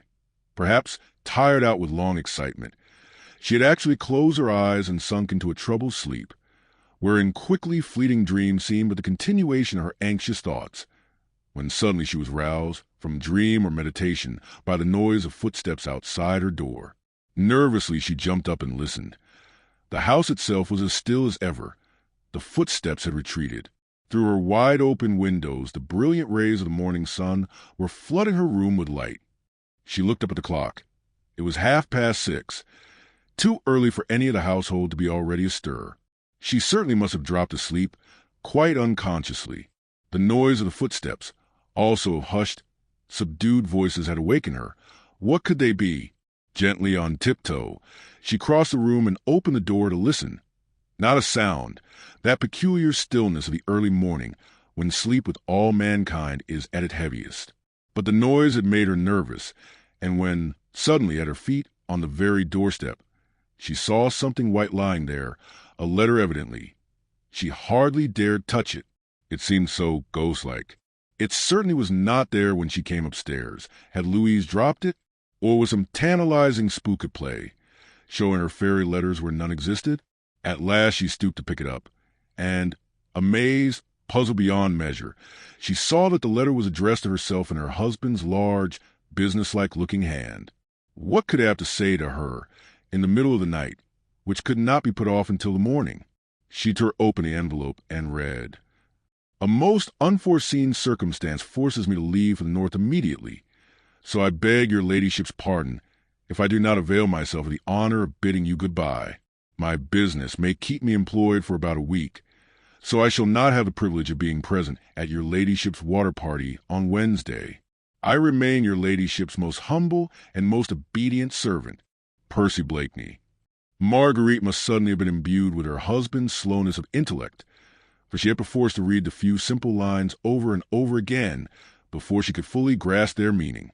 She stood on the landing, turning over and over in her hand this curt and mysterious epistle, her mind a blank, her nerves strained with agitation and a presentiment she could not very well have explained. Sir Percy owned considerable property in the north, certainly, and he had often before gone there alone and stayed away a week at a time, but it seemed so very strange that circumstances should have arisen between 5 and 6 o'clock in the morning that compelled him to start in this extreme hurry. Vainly she tried to shake off an unaccustomed feeling of nervousness. She was trembling from head to foot. A wild, unconquerable desire seized her to see her husband again, at once, if only he had not already started. Forgetting the fact that she was only very lightly clad in a morning wrap, and that her hair lay loosely about her shoulders, she flew down the stairs, right through the hall towards the front door. It was as usual barred and bolted, for the indoor servants were not yet up, but her keen ears had detected the sound of voices and the pawing of a horse's hoof against the flagstones. With nervous, trembling fingers Marguerite undid the bolts one by one, bruising her hands, hurting her nails, for the locks were heavy and stiff. But she did not care. Her whole frame shook with anxiety at the very thought that she might be too late, that he might have gone without her seeing him and bidding him Godspeed. At last she had turned the key and thrown open the door. Her ears had not deceived her. A groom was standing close by holding a couple horses. One of these was Sultan, Sir Percy's favorite and swiftest horse, saddled ready for a journey. The next moment Sir Percy himself appeared round the further corner of the house, and came quickly towards the horses. He had changed his gorgeous ball costume, but was as usual irreproachably and richly apparelled in a suit of fine cloth, with lace jabot and ruffles, high-top boots, and riding breeches. Marguerite went forward a few steps. He looked up and saw her. A slight frown appeared between his eyes. "You are going?" she said quickly and feverishly. "Whither?" "As I have had the honor of informing your ladyship, urgent, most unexpected business calls me to the north this morning," he said, in his usual cold, drawly manner. "But your guest tomorrow. I have prayed your ladyship to offer my humble excuses to his royal highness. You are such a perfect hostess. I do not think that I shall be missed. But surely you might have waited for your journey. Until after our water party, she said, still speaking quickly and nervously. Surely the business is not so urgent, and you said nothing about it just now. My business, as I had the honor to tell you, madam, is as unexpected as it is urgent. May I therefore crave your permission to go? Can I do aught for you in town? On my way back? No, thanks, nothing. But you will be back soon? Very soon. Before the end of the week? I cannot say. He was evidently trying to get away, while she was straining every nerve to keep him back for a moment or two. Percy, she said, will you not tell me why you go today? Surely I, as your wife, have the right to know. You have not been called away to the north. I know it. There were no letters, no couriers from there before we left for the opera last night, and nothing was waiting for you when we returned from a ball. You are not going to the north, I feel convinced. There is some mystery, and— Nay, there is no mystery, madam, he replied, with a slight tone of impatience. My business has to do with Armand. There— Now, have I your leave to depart? With Armand. But you will run no danger. Danger? Nay, madam, your solicitude does me honor. As you say, I have some influence. My intention is to exert it before it be too late. Will you allow me to thank you at least? Nay, madam, he said coldly, there is no need for that. My life is at your service, and I am already more than repaid. And mine will be at yours, Sir Percy, if you will but accept it, in exchange of what you do for Armand, she said, as, impulsively, she stretched out both her hands to him. There, I will not detain you. My thoughts go with you. Farewell. How lovely she looked in this morning sunlight, with her arden hair streaming around her shoulders. He bowed very low and kissed her hand. She felt the burning kiss in her heart thrill with joy and hope. You will come back? She said tenderly. Very soon, he replied, looking longingly into her blue eyes. And you will remember? She asked as her eyes, in response to his look, gave him an infinity of promise. I will always remember, madam, that you have honored me by commanding my services. The words were cold and formal, but they did not chill her this time. Her woman's heart had read his. Beneath the impassive mask his pride still forced him to wear. He bowed to her again, then begged her leave to depart. She stood on one side whilst he jumped on the Sultan's back. Then, as he galloped out of gates, she waved him a final adieu. A bend in the road soon hid him from view. His confidential groom had some difficulty in keeping pace with him, for Sultan flew along in response to his master's excited mood. Marguerite, with a sigh that was almost a happy one, turned and went within. She went back to her room, for suddenly, like a tired child, she felt quite sleepy. Her heart seemed all at once to be in complete peace, and though it still ached with undefined longing, a vague and delicious hope soothed it as with a balm. She felt no longer anxious about Armand. The man who had just ridden away, bent on helping her brother, inspired her with complete confidence in his strength and in his power. She marveled at herself for having ever looked upon him as an inane fool. Of course, that was a mask worn to hide the bitter wound she had dealt to his faith and to his love. His passion would have overmastered him, and he would not let her see how much he still cared and how deeply he suffered. But now all would be well. She would crush her own pride, humble before him, tell him everything, trust him in everything, and those happy days would come back, when they used to wander off together in the forest of Fontainebleau, when they spoke little. For he was always a silent man, but when she felt that against that strong heart she would always find rest and happiness. The more she thought of the events of the past night, the less fear had she of Chauvelin and his schemes. He had failed to discover the identity of the Scarlet Pimpernel. Of that she felt surer. Both Lord Fancourt and Chauvelin himself had assured her that no one had been in the dining room at 1 o'clock, except the Frenchman himself and Percy. Yes, Percy. She might have asked him, had she thought of it.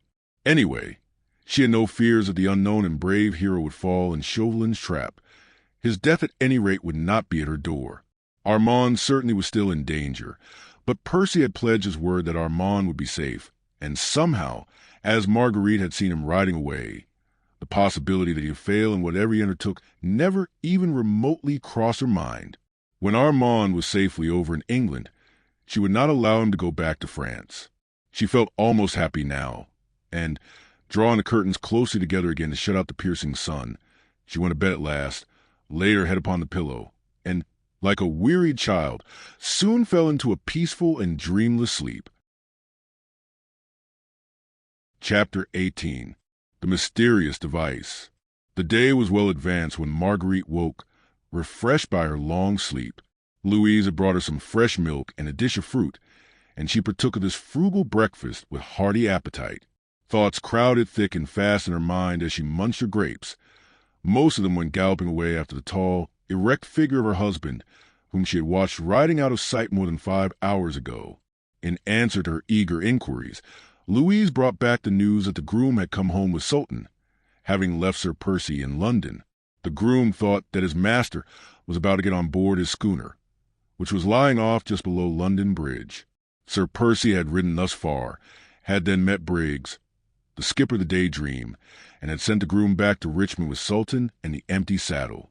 This news puzzled Marguerite more than ever. Where could Sir Percy be going just now in the Daydream? On Armand's behalf, he had said, well, Sir Percy had influential friends everywhere. Perhaps he was going to Greenwich or... But Marguerite ceased to conjecture. All would be explained anon. He said that he would come back, and that he would remember. A long, idle day lay before Marguerite. She was expecting the visit of her old schoolfellow, little Suzanne de Tournay, with all the merry mischief at her command. She had tendered her request for Suzanne's company to the Countess in the presence of the Prince of Wales last night. His Royal Highness had loudly applauded the notion, and declared that he would give himself the pleasure of calling on the two ladies in the course of the afternoon. The Countess had not dared to refuse, and there was entrapped into a promise to send little Suzanne to spend a long and happy day at Richmond with her friend. Marguerite expected her eagerly. She longed for a chat about old school days with the child. She felt that she would prefer Suzanne's company to that of anyone else, and together they would roam to the fine old garden in Rich Deer Park, or stroll along the river. But Suzanne had not come yet, and Marguerite, being dressed, prepared to go downstairs. She looked quite a girl this morning in her simple muslin frock, with a broad blue sash round her slim waist, and a dainty crossover fichu into which, at her bosom, she had fastened a few late crimson roses. She crossed the landing outside her own suite of apartments, and stood still for a moment at the head of the fine oak staircase, which led to the lower floor. On her left were her husband's apartments, a suite of rooms which she practically never entered. They consisted of bedroom, dressing, and reception room, and at the extreme end of the landing of a small study, which, when Sir Percy did not use it, was always kept locked. His own special and confidential valet, Frank, had charge of this room. No one was ever allowed to go inside. My lady had never cared to do so, and the other servants had, of course, not dared to break this hard and fast rule. Marguerite had often, with that good-natured contempt which she had recently adopted toward her husband, chaffed him about this secrecy which surrounded his private study. Laughingly, she had always declared that he strictly excluded all prying eyes from his sanctum for fear they should detect how very little study went on within its four walls. A comfortable armchair for Sir Percy's sweet slumbers was no doubt its most conspicuous piece of furniture. Marguerite thought of all this on this bright October morning as she glanced along the corridor. Frank was evidently busy with his master's rooms, for most of the doors stood open, that of the study amongst the others. A sudden, burning, childish curiosity seized her to have a peep at Sir Percy's sanctum. The restriction, of course, did not apply to her, and Frank would, of course, not dare to oppose her. Still, she hoped that the valet would be busy in one of the other rooms, that she might have that one quick peep in secret and unmolested. Gently, on tiptoe, she crossed the landing and, like Bluebeard's wife, trembling half with excitement and wonder, she paused a moment on the threshold. Strangely perturbed and irresolute, the door was ajar, and she could not see anything within. She pushed it open tentatively. There was no sound. Frank was evidently not there, and she walked boldly in. At once she was struck by the severe simplicity of everything around her. The dark and heavy hangings, the massive oak furniture, the one or two maps on the wall, in no way recalled to her mind the lazy man about town, the lover of race courses, the dandified leader of fashion, that was the outward representation of Sir Percy Blakeney. There was no sign here, at any rate, of hurried departure. Everything was in its place. Not a scrap of paper littered the floor. Not a cupboard or drawer was left open. The curtains were drawn aside, and through the open window the fresh morning air was streaming in. Facing the window, and well into the center of the room, stood a ponderous businesslike desk, which looked as if it had seen much service. On the wall to the left of the desk, reaching almost from floor to ceiling, was a large full-length portrait of a woman, magnificently framed, exquisitely painted, and signed with the name of Boucher. It was Percy's mother. Marguerite knew very little about her, except that she had died abroad, ailing in body as well as in mind, when Percy was still a lad. She must have been a very beautiful woman once, when Boucher painted her, and as Marguerite looked at the portrait, she could not but be struck by the extraordinary resemblance which must have existed between mother and son. There was the same low, square forehead, crowned with thick, fair hair, smooth and heavy, the same deep-set, somewhat lazy blue eyes beneath firmly marked, straight brows, and in those eyes there was the same intensity behind that apparent laziness, the same latent passion which used to light up Percy's face in the olden days before his marriage, and which Marguerite had again noted last night at dawn, when she had come quite close to him and had allowed a note of tenderness to creep into her voice. Marguerite studied the portrait, for it interested her. After that she turned and looked again at the ponderous desk. It was covered with massive papers, all neatly tied and docketed, which looked like accounts and receipts arrayed with perfect method. It had never before struck Marguerite, nor had she, alas, found it worthwhile to inquire as to how Sir Percy, whom all the world had credited with a total lack of brains, administered the vast fortune which his father had left him.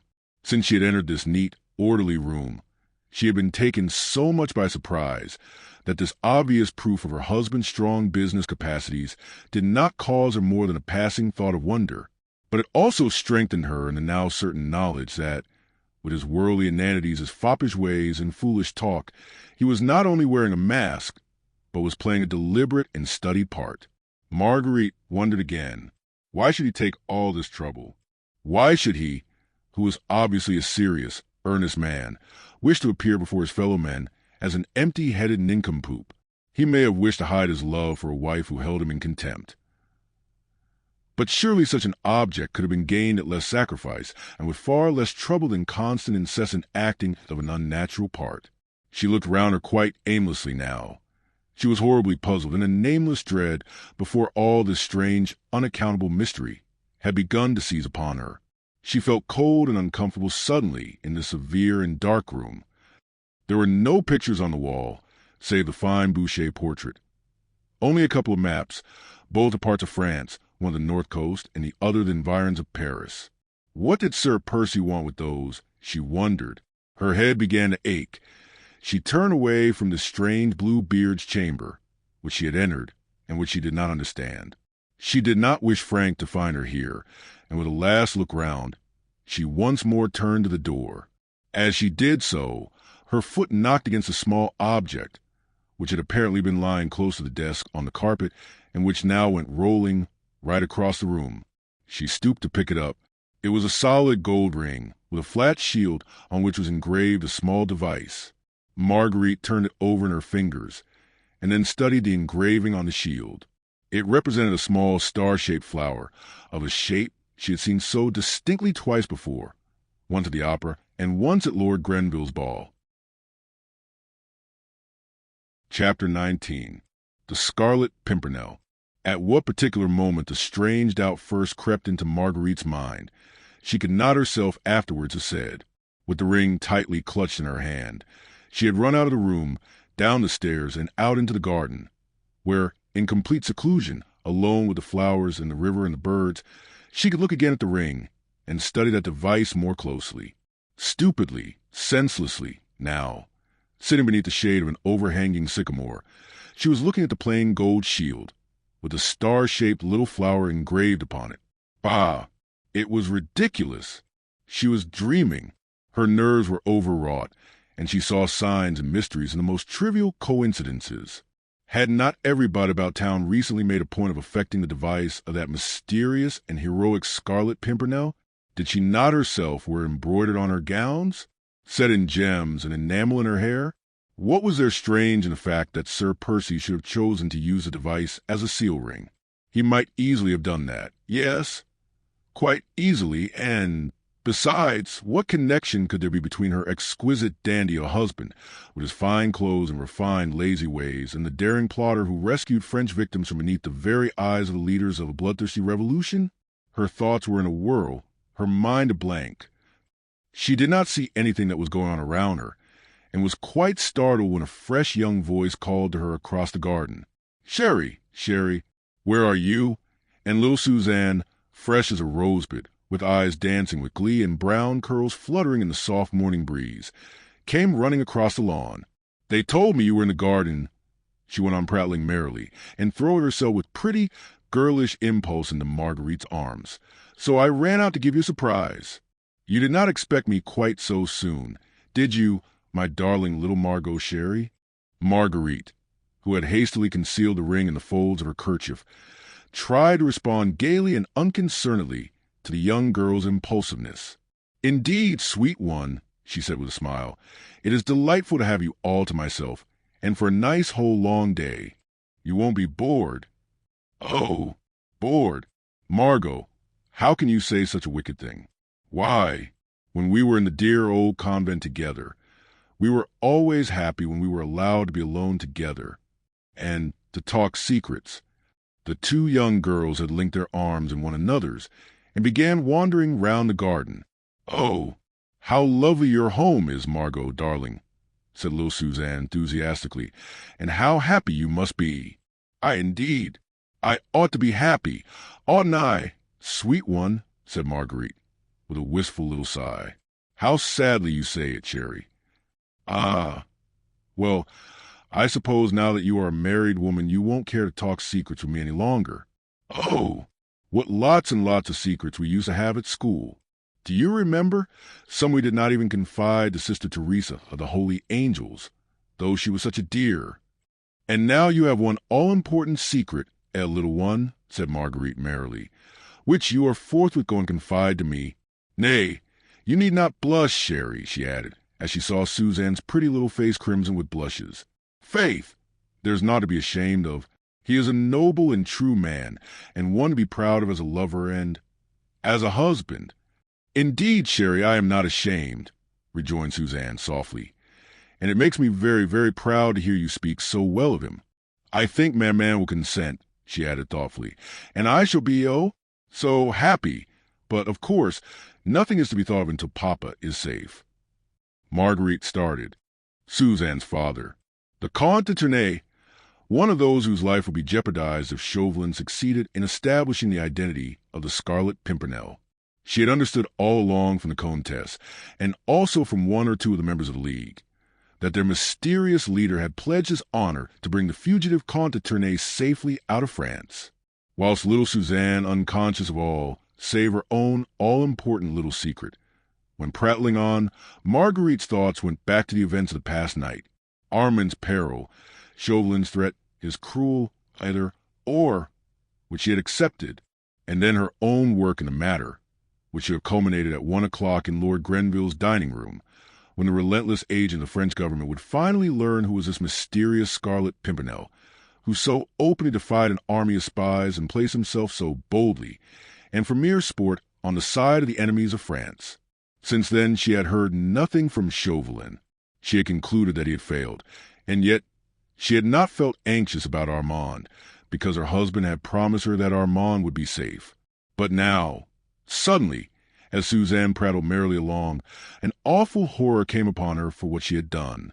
Chauvelin had told her nothing, it was true, but she remembered how sarcastic and evil he looked when she took final leave of him after the ball. Had he discovered something then? Had he already laid his plans for catching the daring plotter red-handed in France and sending him to the guillotine without compunction or delay? Marguerite turned sick with horror, and her hand convulsively clutched the ring in her dress. "You are not listening, Sherry," said Suzanne reproachfully, as she paused in her long, highly interesting narrative. Yes, darling, indeed I am," said Marguerite with an effort, forcing herself to smile. I love to hear you talking, and your happiness makes me so very glad. Have no fear, we will manage to propitiate Maman. Sir Andrew Ffoulkes is a noble English gentleman. He has money and position. The Countess will not refuse her consent. But now, little one, tell me, what is the latest news about your father?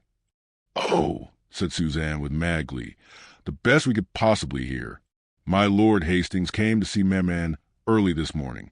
He said that all is now well with dear Papa, and we may safely expect him here in England in less than 4 days. Yes, said Marguerite, whose glowing eyes were fastened on Suzanne's lips, as she continued merrily. Oh, we have no fear now. You don't know, Sherry, that great and noble Scarlet Pimpernel himself has gone to save Papa.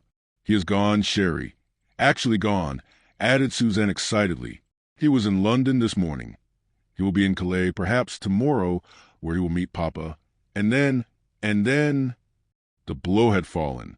She had expected it all along, though she had tried for the last half-hour to delude herself and to cheat her fears.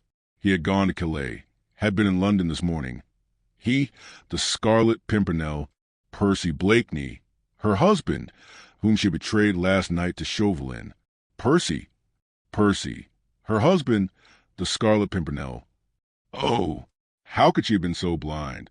She understood it now, all at once. That party played the mask he wore, in order to throw dust in everybody's eyes, and all for sheer sport and devilry, of course, saving men, women, and children from death, as other men destroy and kill animals for the excitement, the love of the thing. The idle, rich man wanted some aim in life. He, and the few young bucks he enrolled under his banner, had amused themselves for months in risking their lives for the sake of an innocent few. Perhaps he had meant to tell her when they were first married, and then the story of the Marquis de St. Cyr had come to his ears, and he had suddenly turned from her, thinking, no doubt, that she might some day betray him and his comrades, who had sworn to follow him. And so he had tricked her as he tricked all others, whilst hundreds now owed their lives to him, and many families owed him both life and happiness. The mask of the inane fop had been a good one, and the part consummately well played. No wonder that Chauvelin's spies had failed to detect, in the apparently brainless nincompoop, the man whose reckless daring and resourceful ingenuity had baffled the keenest French spies, both in France and in England. Even last night, when Chauvelin went to Lord Grenville's dining-room to seek that daring Scarlet Pimpernel, he only saw that inane Sir Percy Blakeney fast asleep in a corner of the sofa. Had his astute mind guessed the secret, then? Here lay the whole awful, horrible, amazing puzzle, in betraying a nameless stranger to his fate in order to save her brother. Had Marguerite Blakeney sent her husband to his death? No, 1,000 times no. Surely fate could not deal a blow like that. Nature itself would rise in revolt. Her hand, when it held that tiny scrap of paper last night, would surely have instructed him ere it committed a deed so appalling and so terrible. But what is it, Sherry? Said little Suzanne, now genuinely alarmed, for Marguerite's color had become dull and ashen. Are you ill, Marguerite? What is it? Nothing, child, she murmured, as in a dream. Wait a moment. Let me think. Think. You said, the Scarlet Pimpernel had gone today. Marguerite? Sherry, what is it? You frighten me. It is nothing, child, I tell you. Nothing. I must be alone a minute, and, dear one, I may have to curtail our time together today. I may have to go away, you'll understand? I understand that something has happened, Sherry, and that you want to be alone. I won't be a hindrance to you. Don't think of me. My maid Lucille has not yet gone. We will go back together. Don't think of me. She threw her arms impulsively round Marguerite. Child as she was, she felt the poignancy of her friend's grief, and with the infinite tact of her girlish tenderness, she did not try to pry into it, but was ready to efface herself. She kissed Marguerite again and again, then walked sadly back across the lawn. Marguerite did not move. She remained there, thinking, wondering what was to be done. Just as little Suzanne was about to mount the terrace steps, a groom came running round the house towards his mistress. He carried a sealed letter in his hand. Suzanne instinctively turned back. Her heart told her that here perhaps was further ill news for her friend, and and she felt that her poor Margot was not in a fit state to bear any more. The groom stood respectfully beside his mistress. Then he handed her the sealed letter. "What is that?" asked Marguerite. "Just come by runner, my lady." Marguerite took the letter mechanically and turned it over in her trembling fingers. "Who sent it?" she said. "The runner said, my lady," replied the groom, "that his orders would deliver this, and that your ladyship would understand from whom it came." Marguerite tore open the envelope. Already her instinct had told her what it contained, and her eyes only glanced at it mechanically. It was a letter written by Armandus T., just to Sir Andrew Ffoulkes, the letter which Chauvelin's spies had stolen at the Fisherman's Rest, and which Chauvelin had held as a rod over her to enforce her obedience. Now he had kept his word. He had sent her back St. Just's compromising letter, for he was on the track of the Scarlet Pimpernel. Marguerite's senses reeled. Her very soul seemed to be leaving her body. She tottered, and would have fallen but for Suzanne's arm round her waist. With superhuman effort she regained control over herself. There was yet much to be done. "Bring that runner here to me," she said to the servant with much calm. "He is not gone?" "No, my lady." The groom went, and Marguerite turned to Suzanne. "And you, child, run within. Tell Lucille to get ready. I fear I must send you home, child. And stay, tell one of the maids to prepare a traveling dress and cloak for me." Suzanne made no reply. She kissed Marguerite tenderly and obeyed without a word. The child was overawed by the terrible, nameless misery in her friend's face. A minute later the groom returned, followed by the runner who had brought the letter. "Who gave you this packet?" asked Marguerite. "A gentleman, my lady," replied the man, "at the Rose and Thistle in opposite Charing Cross. He said you would understand." "At the Rose and Thistle? What was he doing?" "He was waiting for the coach, your ladyship, which he had ordered." "The coach?" "Yes, my lady. A special coach he had ordered. I understood from his man that he was posting straight to Dover." "That's enough. You may go." Then she turned to the groom. "My coach and the 4 swiftest horses in the stables, to be ready at once." The groom and runner both went quickly off to obey. Marguerite remained standing for a moment on the lawn, quite alone. Her graceful figure was as rigid as a statue. Her eyes were fixed. Her hands were tightly clasped across her breast. Her lips moved as they murmured with pathetic, heart-breaking persistence. "What's to be done? What's to be done? Where to find him? Oh, God, grant me light." But this was not the moment for remorse and despair. She had done, unwittingly, an awful and terrible thing, the very worst crime, in her eyes, that woman ever committed. She saw it in all its horror. Her very blindness in not having guessed her husband's secret seemed now to her another deadly sin. She ought to have known.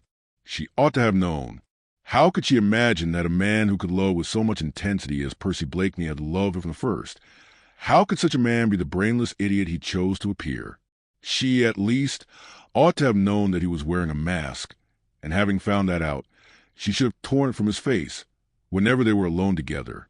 Her love for him had been paltry and weak, easily crushed by her own pride, and she, too, had worn a mask in assuming a contempt for him, whilst, as a matter of fact, she completely misunderstood him.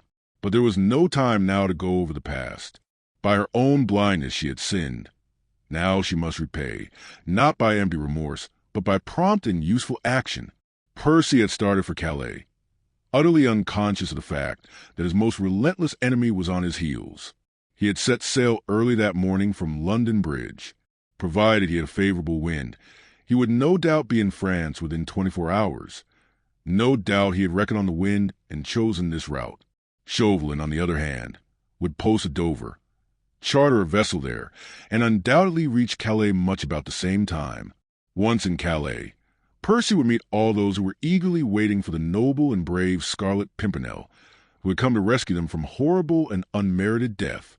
With Chauvelin's eyes now fixed upon his every movement, Percy would thus not only be endangering his own life, but that of Suzanne's father, the old Comte de Tournay, and of those other fugitives who were waiting for him and trusting in him. There was also Armand, who had gone to meet de Tournay, secure in the knowledge that the Scarlet Pimpernel was watching over his safety. All these lives, and that of her husband, lay in Marguerite's hands. These she must save, if human pluck and ingenuity were equal to the task. Unfortunately, she could not do all this quite alone. Once in Calais, she would not know where to find her husband, while Chauvelin, in stealing the papers at Dover, had obtained the whole itinerary. Above everything, she wished to warn Percy. She knew enough about him by now to understand that he would never abandon those who trusted in him, that he would not turn back from danger and leave the Comte de Tournay to fall into bloodthirsty hands that knew of no mercy. But if he were warned, he might form new plans, be more wary, more prudent. Unconsciously, he might fall into a cunning trap, but once warned, he might yet succeed. And if he failed, if indeed fate and Chauvelin, with all the resources at his command, proved too strong for the daring plotter after all, then at least she would be there by his side, to comfort, love, and cherish, to cheat death perhaps at the last by making it seem sweet, if they died both together, locked in each other's arms, with the supreme happiness of knowing that passion had responded to passion, and that all misunderstandings were at an end. Her whole body stiffened as with a great and firm resolution. This she meant to do, if God gave her wits and strength. Her eyes lost their fixed look. They glowed with inward fire at the thought of meeting him again so soon, in the very midst of most deadly perils.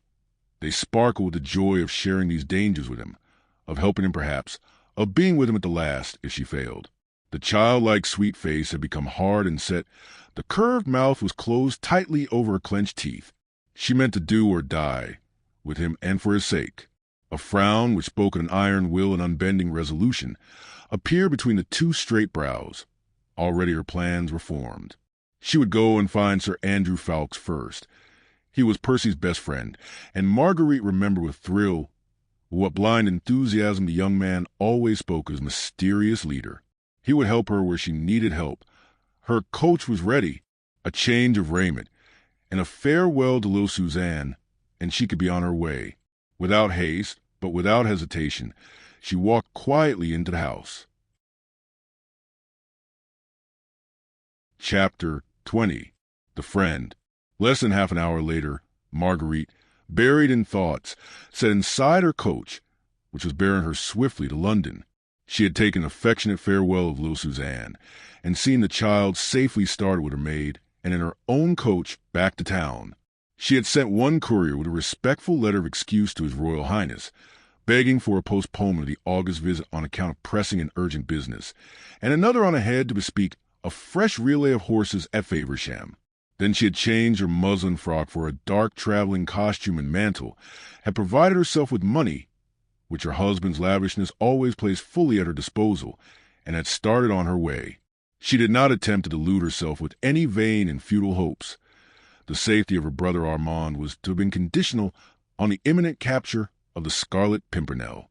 As Chauvelin had sent her back Armand's compromising letter, there was no doubt that he was quite satisfied in his own mind that Percy Blakeney was the man whose death he had sworn to bring about.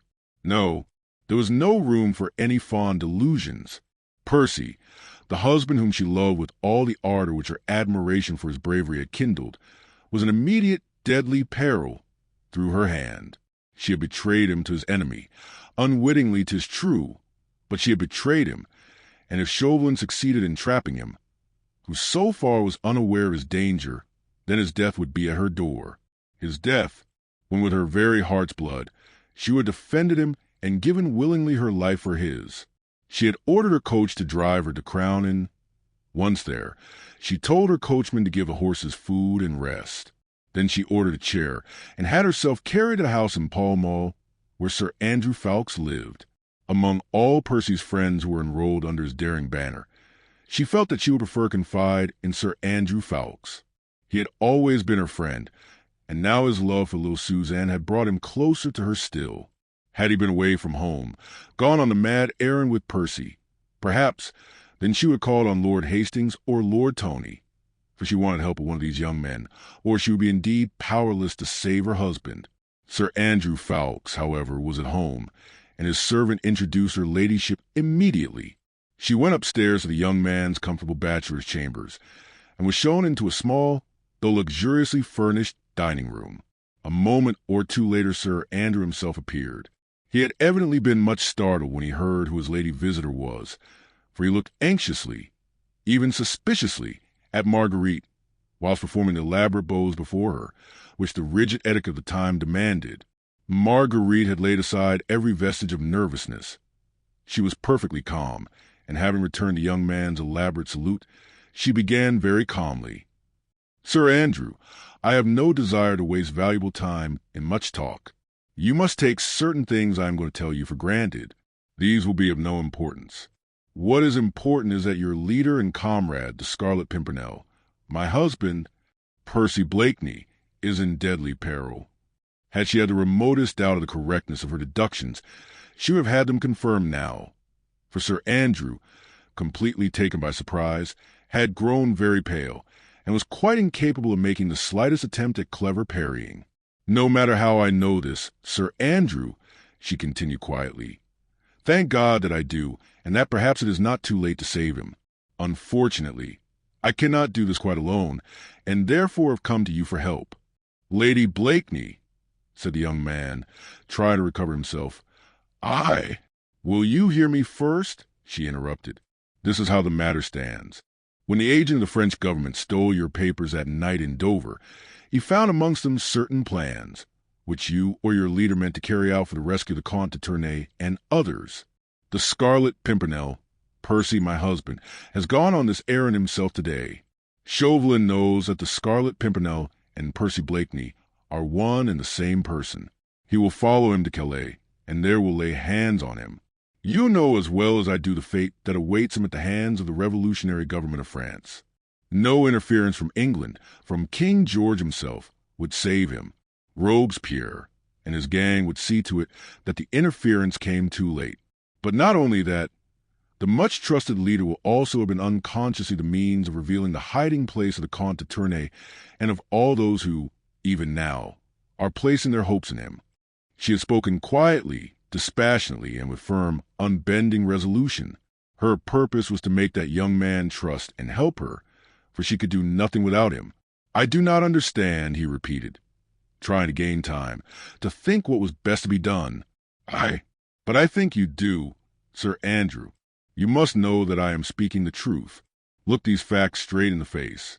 Percy has sailed for Calais, I presume for some lonely part of the coast, and Chauvelin is on his track. He has posted for Dover, and will cross the Channel probably tonight. What do you think will happen?" The young man was silent. "Percy will arrive at his destination. Unconscious of being followed, he will seek out de Tournay and the others. Among these is Armand St. Just my brother. He will seek them out, one after another, probably not knowing that the sharpest eyes in the world are watching his every movement. When he has thus unconsciously betrayed those who blindly trust in him, when nothing can be gained from him, and he is ready to come back to England, with those whom he has gone so bravely to save, the doors of the trap will close upon him, and he will be sent to end his noble life upon the guillotine." Still Sir Andrew was silent. "You do not trust me," she said passionately. "Oh God, cannot you see that I am in deadly earnest? Man," she added, while, with her tiny hand, she seized the young man suddenly by the shoulders, forcing him to look straight at her. "Tell me, do I look like that vilest thing on earth, a woman who will betray her own husband?" "God forbid, Lady Blakeney," said the young man at last, "that I should attribute such evil motives to you, but what? Tell me. Quick, man, the very seconds are precious. Will you tell me," he asked resolutely, and looking searchingly into her blue eyes, "whose hand helped to guide M. Chauvelin to the knowledge which you say he possesses?" "Mine," she said quietly. "I own it. I will not lie to you, for I wish you to trust me absolutely. But I had no idea, how could I have, of the identity of the Scarlet Pimpernel, and my brother's safety was to be my prize if I succeeded. In helping Chauvelin to track the Scarlet Pimpernel?" She nodded. "It is no use telling you how he forced my hand. Armand is more than a brother to me, and how could I guess? But we waste time. Sir Andrew, every second is precious.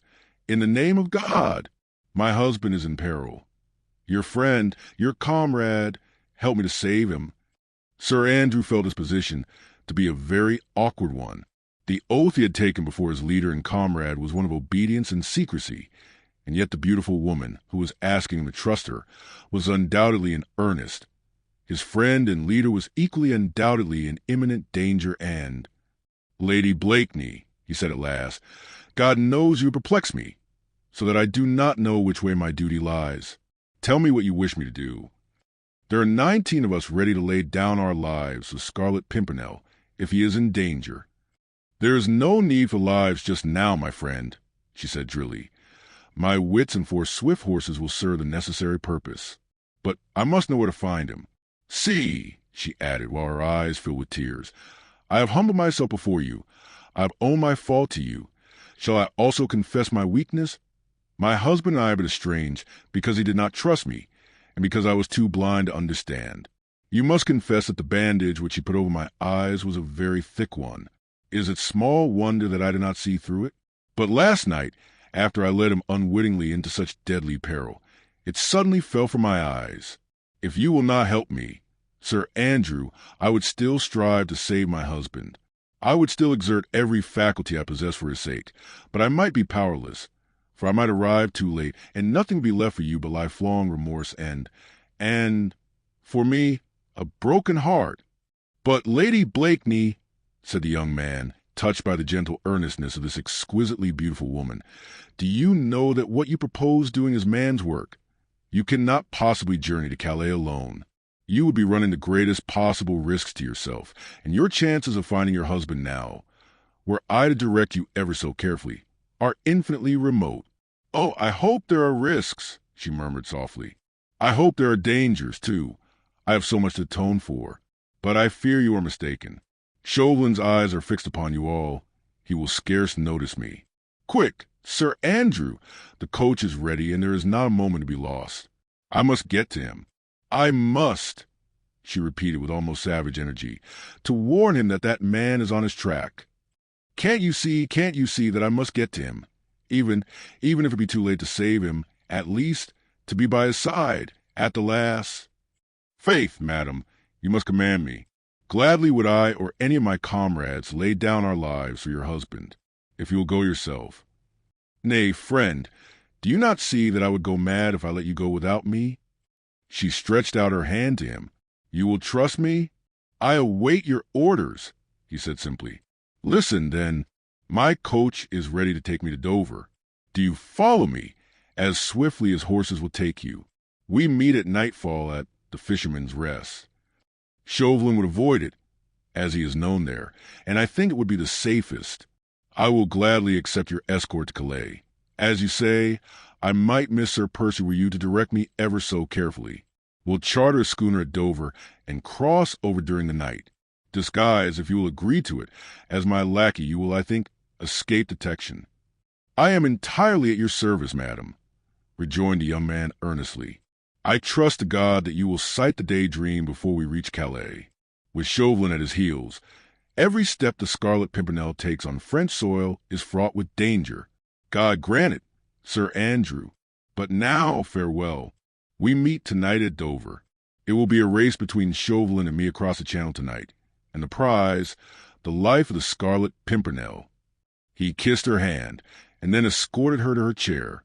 A quarter of an hour later she was back at the Crown Inn, where her coach and horses were ready and waiting for her. The next moment they thundered along the London streets, and then straight on to the Dover road at maddening speed. She had no time for despair now. She was up and doing, and had no leisure to think. With Sir Andrew Ffoulkes as her companion and ally, hope had once again revived in her heart. God would be merciful. He would not allow so appalling a crime to be committed as the death of a brave man through the hand of a woman who loved him and worshipped him, and who would gladly have died for his sake. Marguerite's thoughts flew back to him, the mysterious hero whom she had always unconsciously loved, when his identity was still unknown to her. Laughingly, in the olden days, she used to call him the shadowy king of her heart, and now she had suddenly found that this enigmatic personality whom she had worshipped and the man who loved her so passionately were one and the same. What wonder that one or two happier visions began to force their way before her mind. She vaguely wondered what she would say to him when first they would stand face to face. She had had so many anxieties, So much excitement during the past few hours that she allowed herself the luxury of nursing these few more hopeful, brighter thoughts. Gradually, the rumble of the coach wheels, with its incessant monotony, acted soothingly on her nerves. Her eyes, aching with fatigue and many shed and unshed tears, closed involuntarily, and she fell into a troubled sleep.